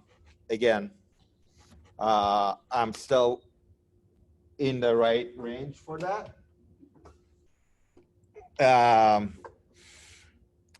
Assuming that the amount of square footage that they're telling me they have is what they have. Okay. Also, make sure that you let them know that once you see the home and you measure it and you get the information, the value may change, because it happens. They inflate the number and you go in there and you don't have what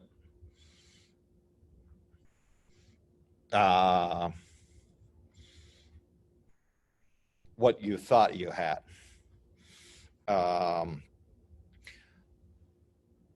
Perfect example is I walked into a home in St. Louis Park that's supposed to be a 3-bedroom, 3-bath. That's what they told me. But the 3rd bath was just a toilet and no doors, no walls in the basement. And it was like, okay, well, really can't. There's no privacy here. There's no doors. There's no walls. It's just a toilet and a bunch of 2x4s. I don't think we can count this. Technically, I could if I wanted to, but I told them that we would have to list it as unfinished bathroom. And so it was not a finished area. So I couldn't count the square footage. So it's just kind of got to be, I had to go back and say,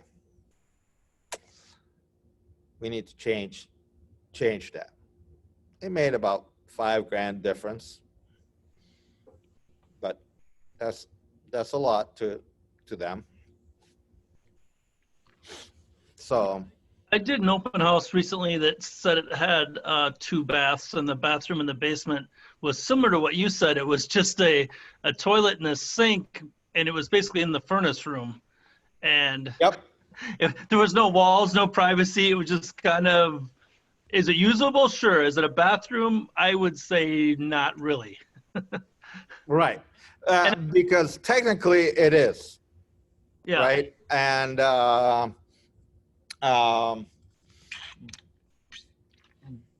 but do I put it in the comments saying that the second, just so everybody is clear, that the second bathroom is downstairs and is not closed in, because otherwise they're going to come in and they're going to laugh me out of the. Well, right. That's the other thing. I think it sets up buyers for unrealistic expectations as well. And right. Then they come there. And so I think, yes, you commenting on it is a lot better. It's better to give it information up front than someone coming there and go, oh, this isn't a bathroom. And then they kind of, I think, have doubt about many of the details possibly, right? But I exactly. think up front, exactly. That's the way to go. Yeah. Yep. So, and then there's times that I have walked in and you have homeowners that are handy and they can do things, and or they're professional themselves in the area of remodeling and so forth, and they haven't pulled one single record permit, and they have finished the basement, and they have done things that, that public record doesn't pull. And I go in, I go, I have to get back to you. Your house is larger than what the records show. And perfect example of that was I met with a client in Eden Prairie that has, his house actually measures over 4,000 square feet. And the largest homes in the neighborhood are right around 2,700 to 2,900 square feet. So he's built a house, and what was included is that he finished the basement on his own because he could, and he has the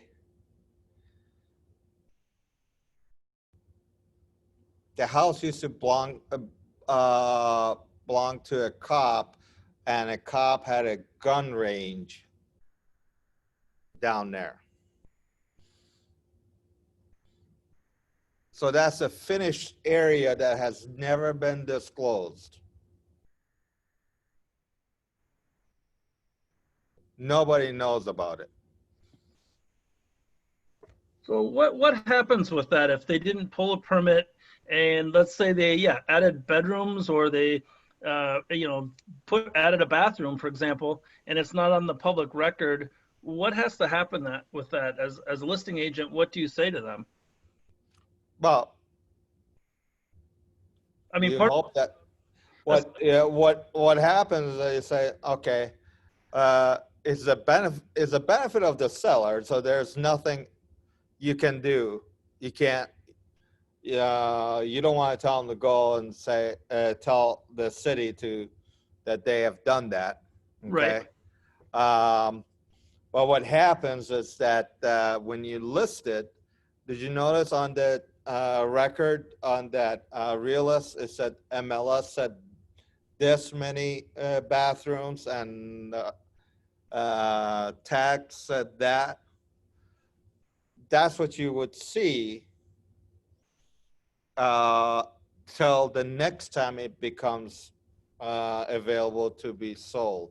Because once it's sold, then the city knows all the updates that has been done and Sure. the value, and then they Well, and tax them accordingly. on the, I believe if I recall from last time I sold my last home, on the seller's disclosure sheet, it also asks you if you've done any improvements that you didn't pull a permit for, correct? Correct. Yeah. And so the seller could not be honest on that, I guess, right? I mean, uh, what happens if, Well, yeah, I did improvements that I didn't pull a permit for? Does that matter? they that's why we tell you not to help them Fill with that. the seller disclosure. Yep. Okay. Because if they've done something that is not according to then the seller needs to be liable and not you. Sure. Okay. Thank you. Yep. So now on RPR, I can see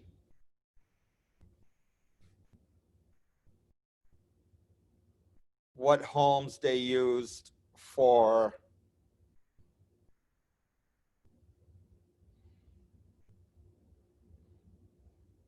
their analysis. Okay.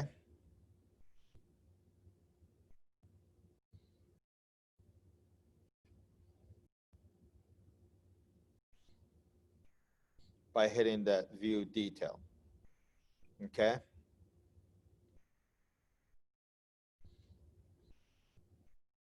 And so they use some of the homes that we used. So we know we're in the right track. Now there are some homes that they use that we didn't use. Okay. Um, but they also took some homes that are on the same street, are nearby, that are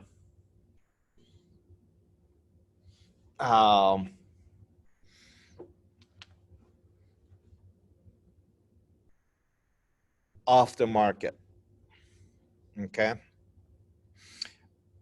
And the calculations they use is very allows for that.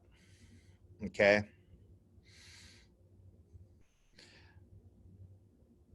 Now, if you find out on RPR, the advantage of RPR is that if you know of improvements that they have done, okay, like here, we got, so if you account for 3 bedrooms, 3 baths, so that's 6 rooms, okay. You got dining room, living room, family room, that's 9, kitchen, 10. So there's at least 10 rooms, correct? You got 2 stories, 3 bedrooms,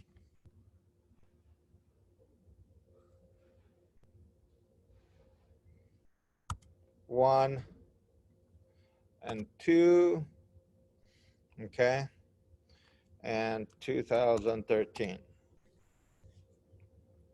Okay, apply changes. It didn't change anything. Now,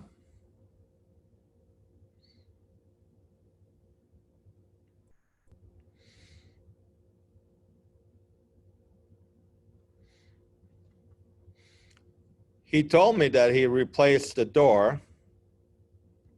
He didn't tell me when, so I'm just going to.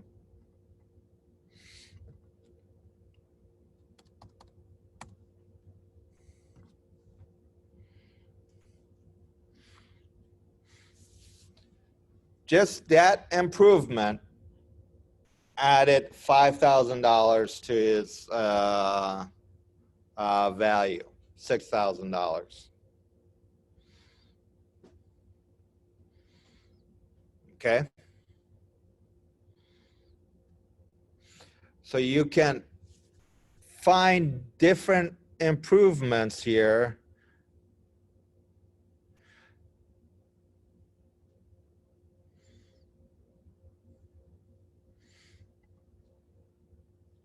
Basement remodel, put the date and the cost, and it would add that. Okay, so there are ways that you can get more accurate with RPR compared to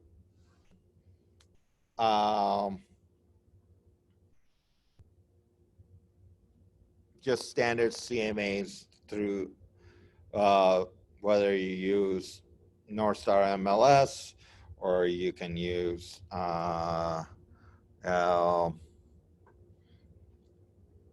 the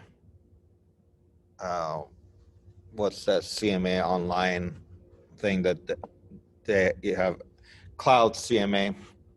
Okay, but you can also, let's say you walk into a home and you actually see improvements that could be made.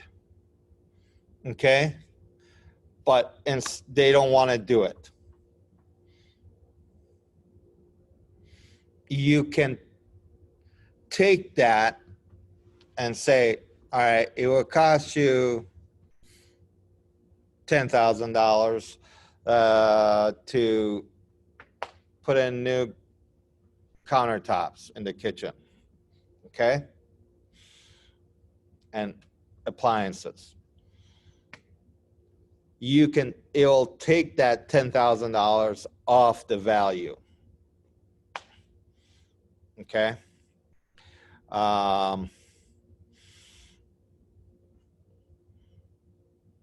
It also allows you to make adjustments based on the market condition, the home condition, and so forth, okay? So the local market condition, we looked at it, right? We have less than a month of inventory, so it's hot, right? Okay. We'll probably put it more to here because of the month, okay? Home exterior condition, interior condition, we'll put it the same. View and privacy, we'll keep it the same. Look at our numbers.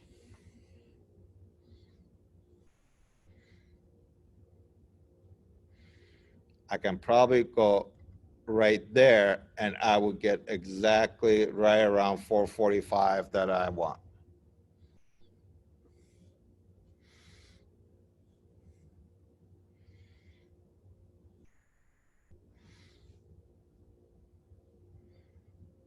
So you can make adjustments based on market, your evaluation of the home condition, and all that. Whereas in this CMA, we really didn't have that opportunity. We only could try to adjust based on the known facts, right, of the home. We can't account for the market. We can't really account, you know. So that's where, that is one of the things. If you're going to practice in doing CMAs, include this into your practice. learn how to work with RPR, because it's a complicated process. You're going to run into a lot of different loops that hasn't been taken care of yet.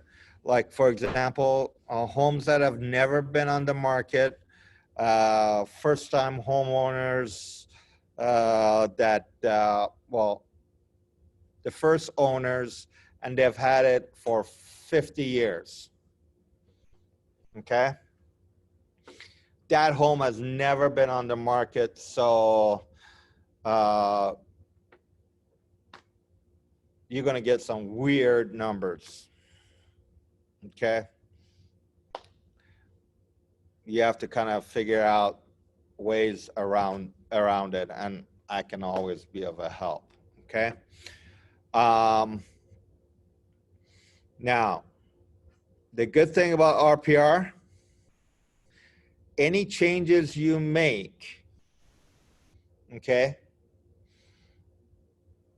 to a property, it stays under your profile. It does not change anybody else's information, okay? It only impacts what you see, okay? So if you pulled up the same address, you would not see my adjustments.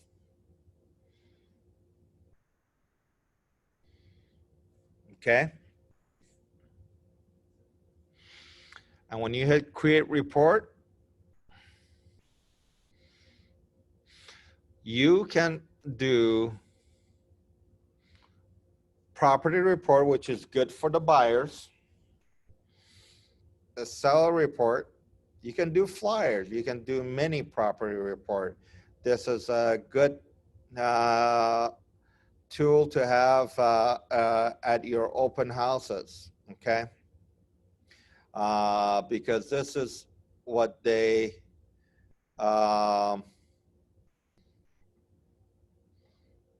see. And your name will be all over it.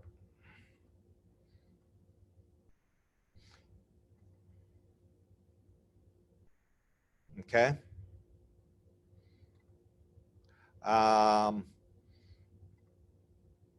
This is a sample of what I would recommend for the buyers.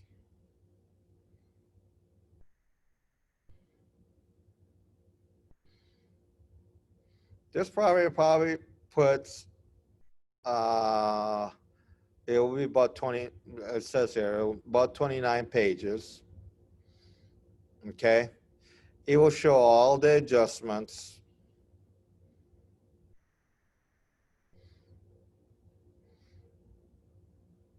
It'll have a map, the comps, all the stats that they want. Here's your seller report. Look at this, 75 pages.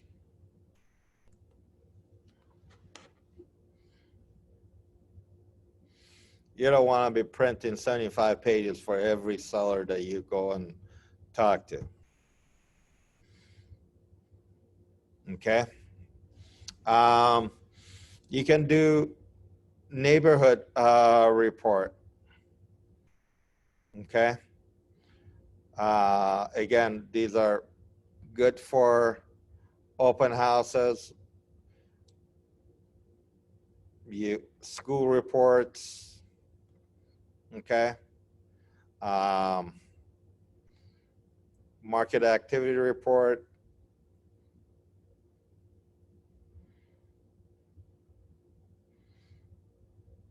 A lot of information, a lot to learn, and there are good tutorials here that you can actually use.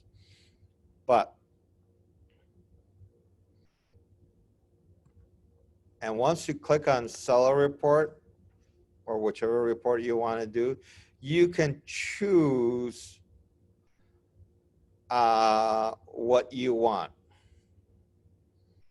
Okay?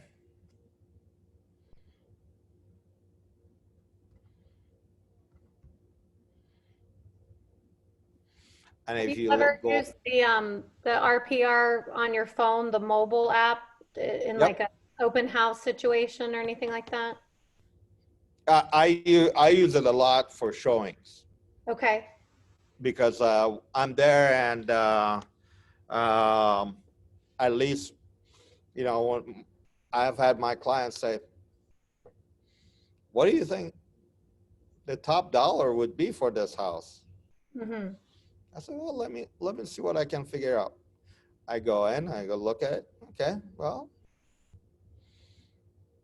without doing a full analysis, top price is probably right around 451. Okay. So they probably appreciate you can just pull that right up on your phone, right? Yep. You know, and again, I let them know that this is just based on, you know, resources available to me. I'm not just throwing numbers at them.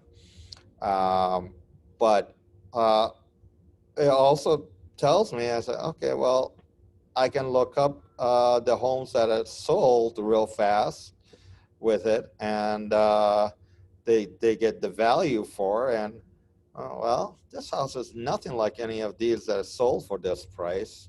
So is this house overpriced or underpriced? So we can always.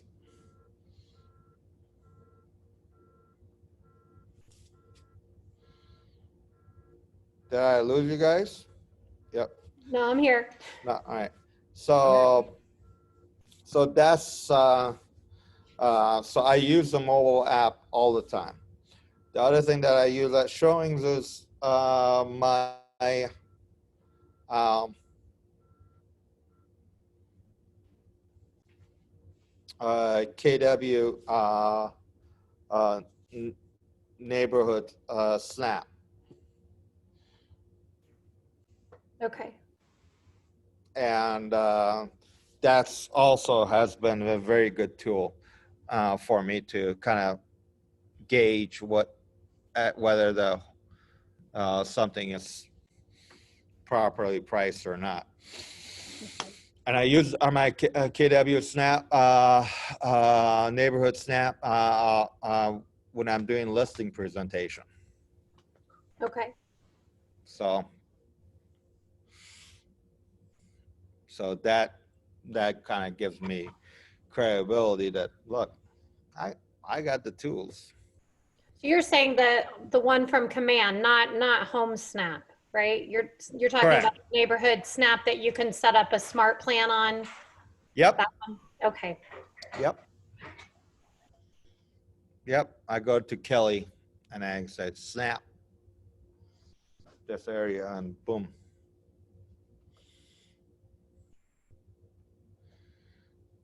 So so those are how you would work it, and you can choose which ones you want. If you don't want all 75, you know, you would have to take stuff. And if you click on the eye, it will tell you what it is. Okay. Now, once you hit run report, it just takes a few minutes, and then a doorbell rings, and your report is ready. Now, you could email the report right away, or you can review it and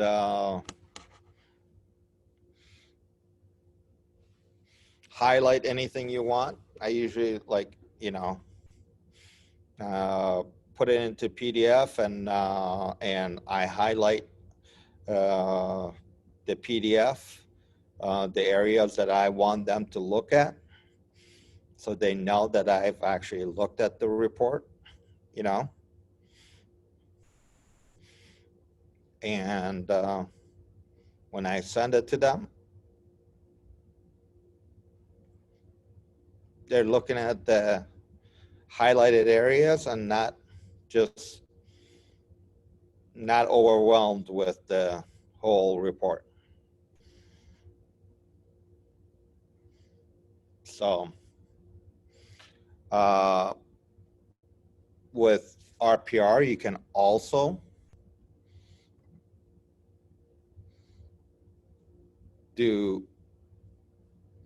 take the same comps like that we took from MLS and put it into doing a comparative analysis section of it.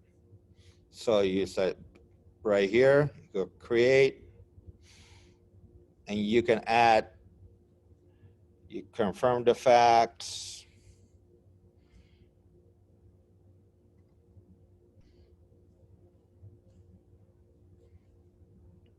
then you go find comps, known properties, and then you can put in the MLS numbers that you use on the other CMA right there and add it. Okay, if you go with this, you just want to make sure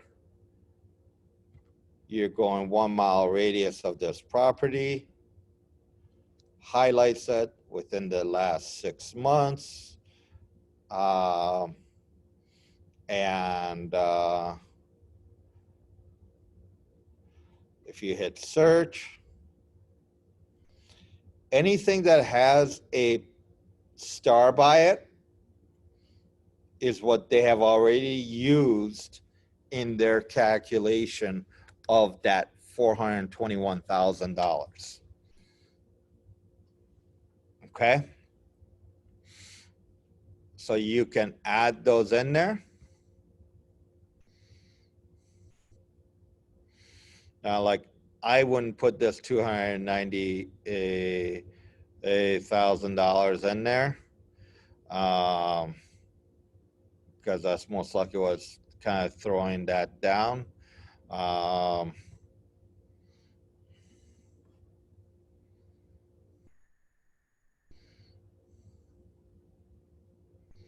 There's another Norwood. Well, you see all these? So do you recommend would you rather do the one from Matrix on North Star or the RPR, this one, in terms of what do you feel is a better CMA?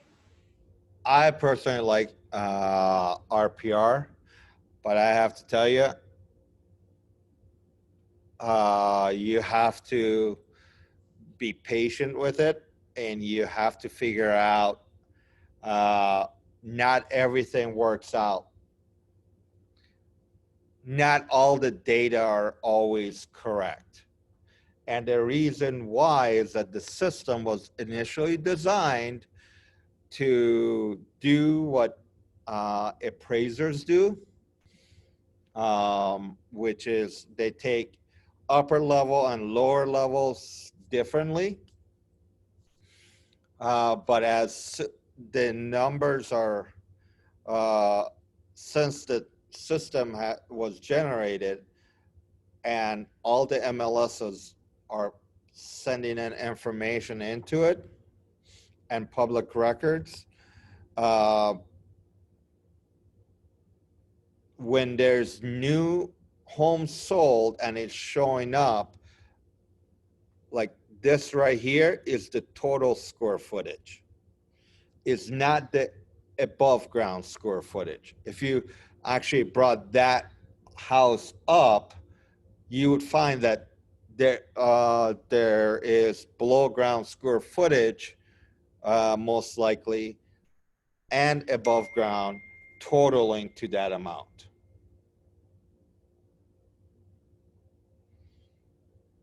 So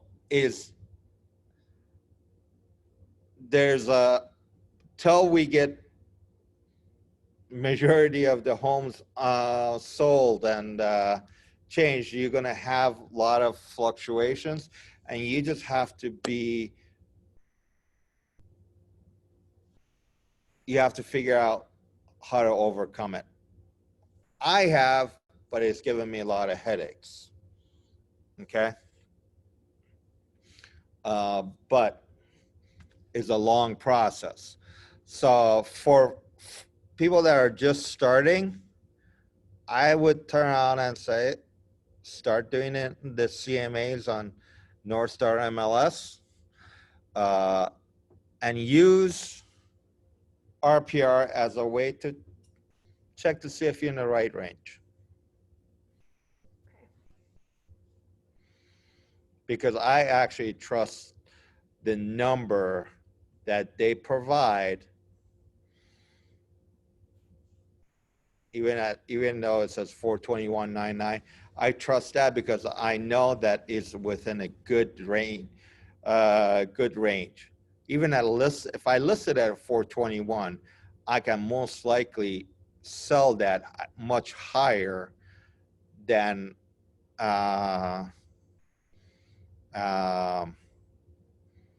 and get the max out of it. Whereas, you know, the assessed value module, which the realist uses, says it could be up to $514,000. And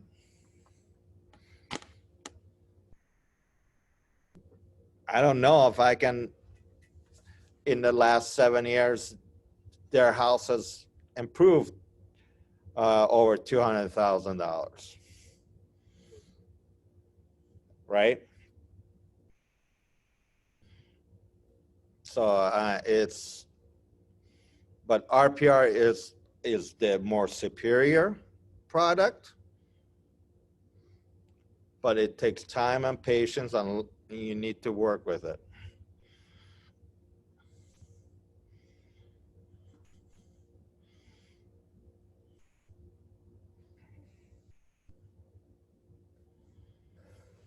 So, but here if I take these properties that, you know, that I think could be a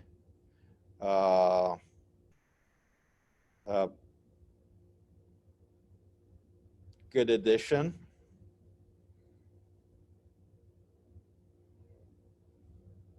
All right, we found, yeah, this Magnolia one we took off.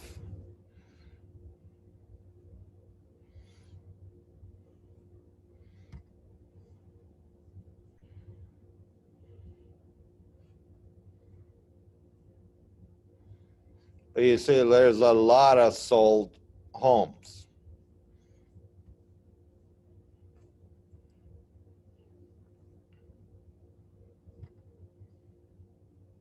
And again, look, if I update the valuation just on those things, the range is 410 to 450. And I can adjust.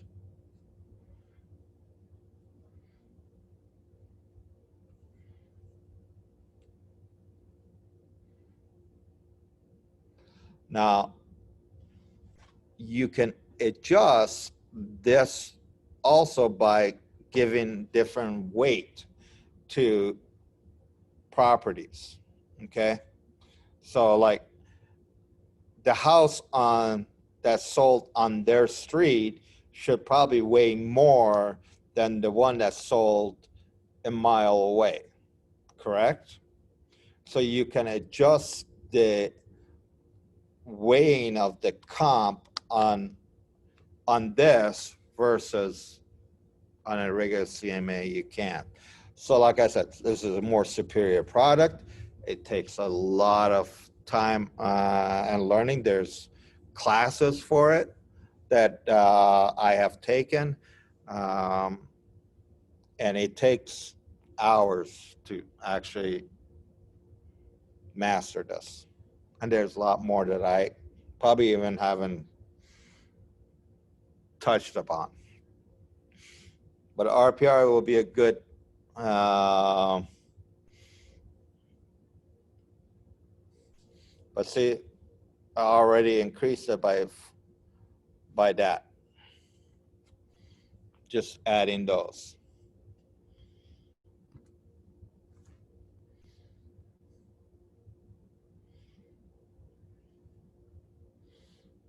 So now, once the report is created,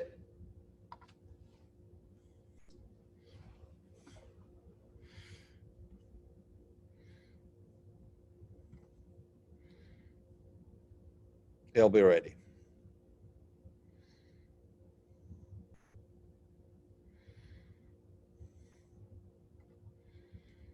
Now that was just going through fast because RPR will take a long time. But RPR is a good source on that to use. I highly recommend getting into it and start learning it. Because I use it also to prove to the appraiser that the house is worth what we're asking or what I listed it for.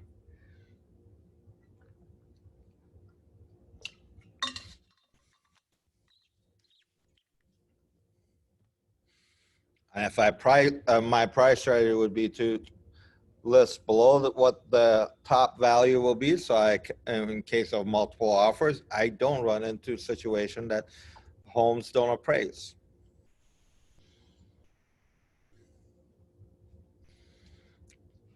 And I explained that to my sellers.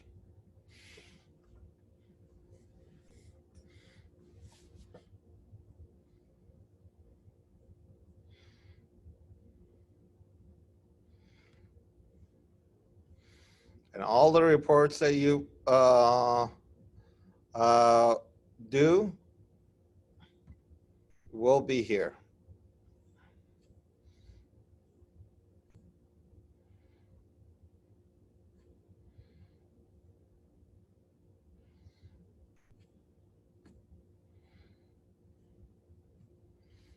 So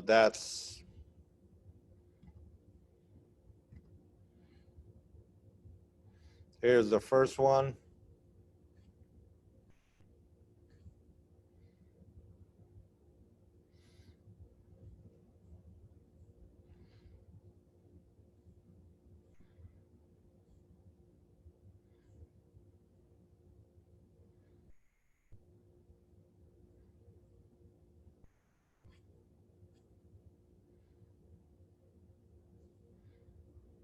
And this is a, you know,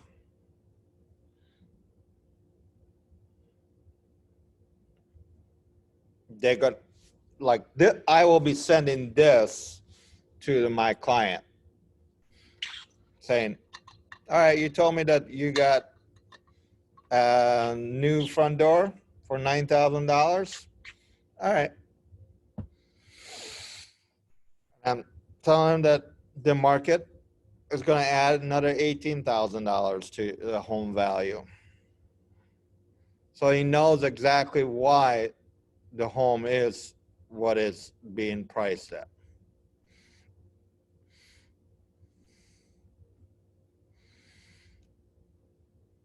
And he'll see the history.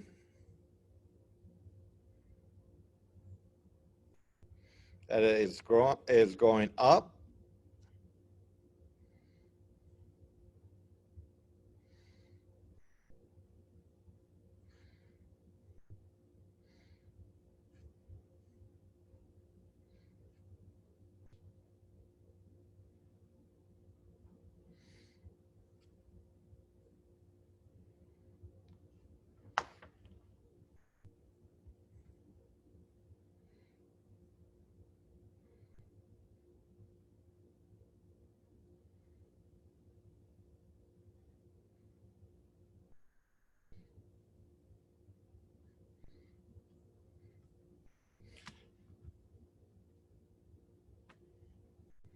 So that's lot of information in 75 pages. Any questions? You were saying there are online resources we can use to keep practicing and doing CMAs and checking our work and things like that. Do you know where we would find those? The resources for RPR, there is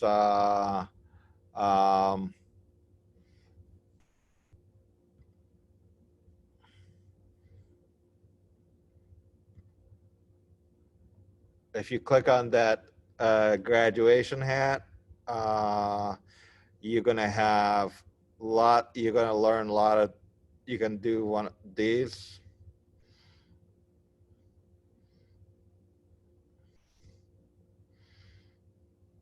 So there's a lot that you can do.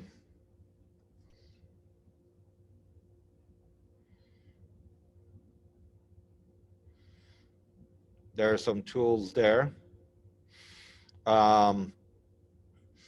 But when you do the CMAs on Northstar MLS,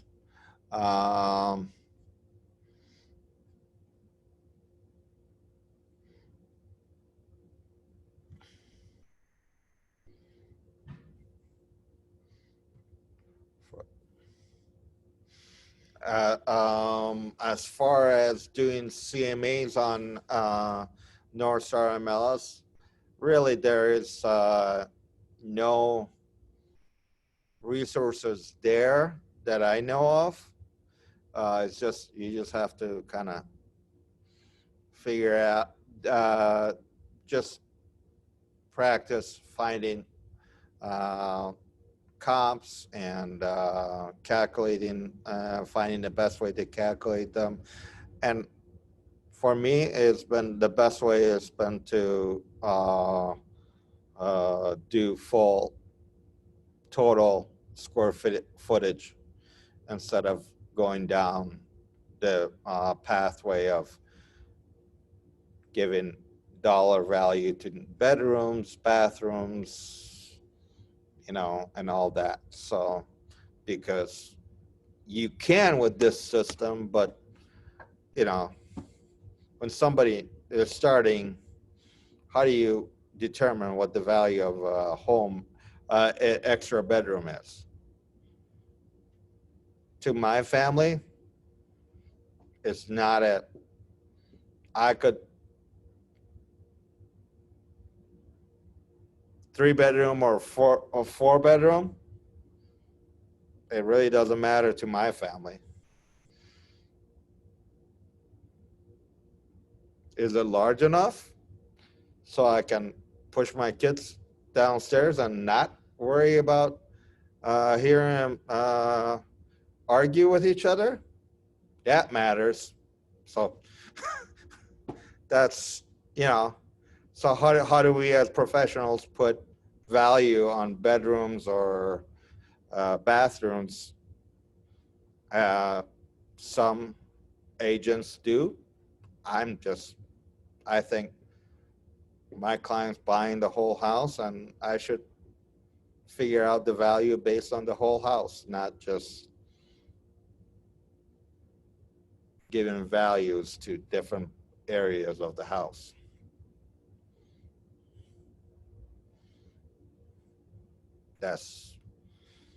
But this is the most basic CMA that you can do right here.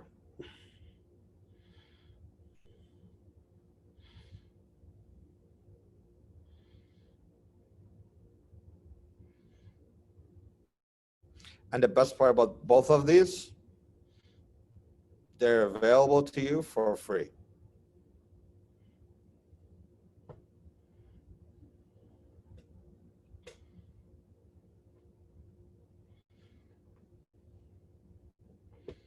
Now, if you take RPR classes, they will also show you how you can use it for prospecting.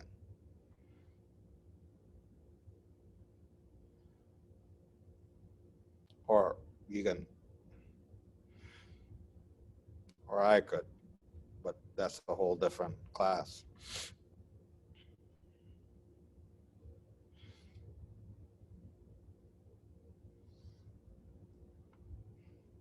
Any other questions?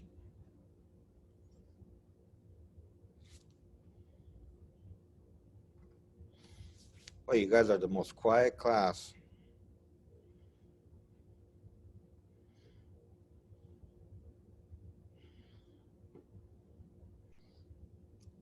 I have to tell you, it's really, really hard to be in a big room and there's absolutely, now I know how people felt when they were like churches, when they were talking to nobody.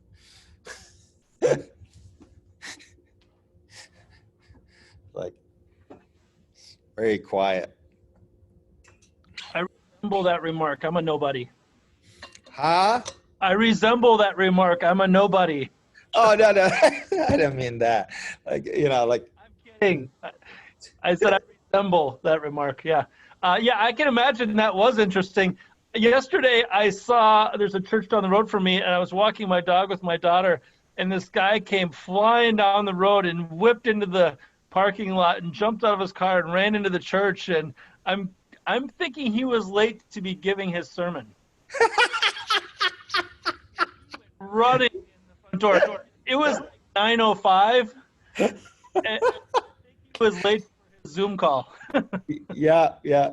No, I was like, and then I asked Wendy. I said, how do I talk to? Because she said there was going to be people here. So I was like, how am I going to talk to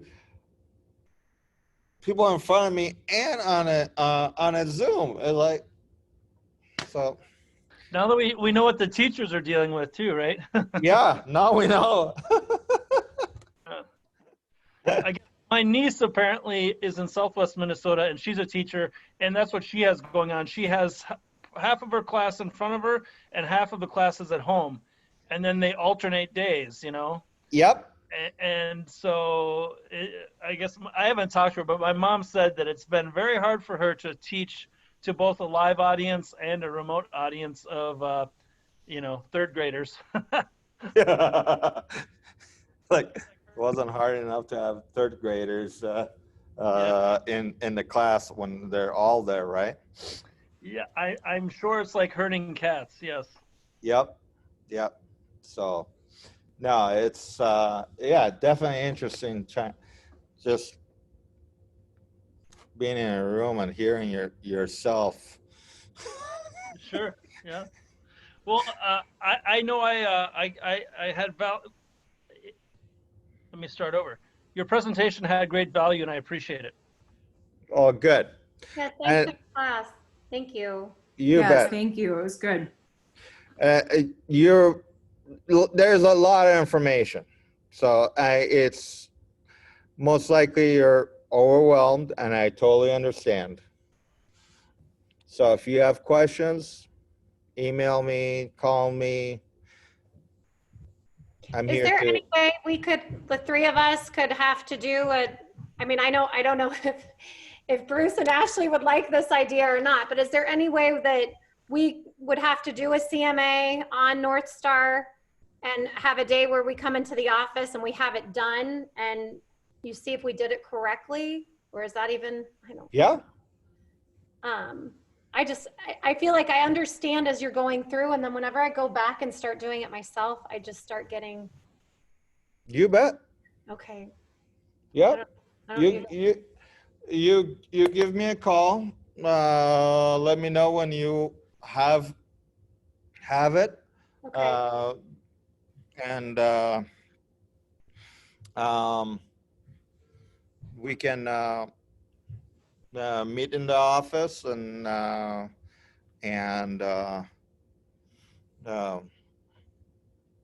just go over it and see what you did, and I'll give you my opinion, and we'll go from there. Yeah, I'm all for it. That sounds good. As long as I get to see people. Yeah, that's right.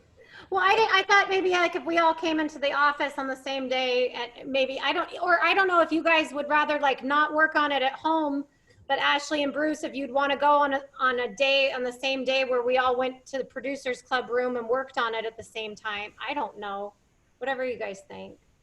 I would be open for that, Maureen. Okay. So my schedule is a little tough because I work a full-time job during the day. So I would not want to be like a barrier to you guys getting together. So I would say you guys should schedule that and know that I'm jealous of your time in the office, but it is hard for me to sneak away during the day. Yeah, I could do an evening too, Maureen. I don't know if Maureen can, but Okay. I can. Okay. Maureen, what about you though? I'm all over the place with 3 kids and sports and stuff, but I will try to figure that out. Yeah. Or we can even do it on one-on-one basis. Okay. Thank Could you. Could I ask you a follow-up question? Are you a solo agent or are you on a team? I am currently a solo agent. Yeah, and I may have missed some of it, but how long have you been at Keller Williams? I've been with Keller Williams for over 8 years, but I have been in the business for over 14. Excellent, thank you. Yep. I do have a broker license. Oh, yeah. I own my own dwellings. Is the company that my father-in-law created, and then I took over, and that's the company that I brought over to Keller Williams. Yep. Great, thank you. Mm-hmm. Sorry, I usually talk about that, but I didn't this time around. Well, I appreciate it. Anything else at this time we should know? No, I just tell you, just practice this. This is a skill, and it's not going to come overnight. Just practice, practice, practice, and don't hesitate to ask questions, because no one succeeds alone. So. Yeah, appreciate that. On that note, what is your email address and or phone, or what's the best way to contact you? Peji, that's P-E-J-I, at kw.com. Yep. And then my cell is 612 481 3600. Okay. I appreciate it. And you mentioned probably only people who know you or your friends can pronounce your name. Could you pronounce it for us? What do you go by, Peji? I go by Peji. Okay, Peji. Okay. And just remember, the J is a French J, so it's has a pronunciation of sh. More like a G. Yeah. So instead of, but if somebody says Peji to me, they know that I know them from someplace, because people that call me, my license says Morteza Peji Ameli, and so that's why I say people have a hard time with my name, because when I advertise out there, I can't advertise Peji. I have to advertise Morteza, and that's what they have a hard time with. Okay, I appreciate it. Yep. So, anything else? No. Just got more to work on, more to learn. We're in that boat together. I still learn every time. So that's why I love doing this class, because I learn something new every time. Like, yeah. You know, I had never seen a 2013 build home with a 2011 quick claim deed. Well, I admit I was gonna ask you about that. I think sometimes in a divorce, they'll do a quick claim deed transfer, right? Yes. Yep. The only, or they, when it's state sells it, or it changes to a state um, uh, title under a state or whatever, it's, but the thing is, the house was built in 2013. Prior to that, it was just land. Oh, So quit claim. claiming deed Yeah. for that little bit of land for 400,000. Somebody got a good deal. So, um, Okay. yeah. So so that's something that I would have to research to see what happens. So I'm learning too. See, Yeah. a best part of what I love about real estate is that no two transactions are the same. Sure. But that's what makes me love it so much, because I get to learn it, learn every day. Well, thanks again for your time. I need to run off to another appointment here.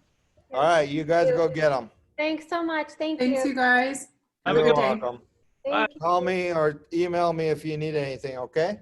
Absolutely. Thank you. Will do. Thanks, Peji. Yep. Bye. Bye. Bye.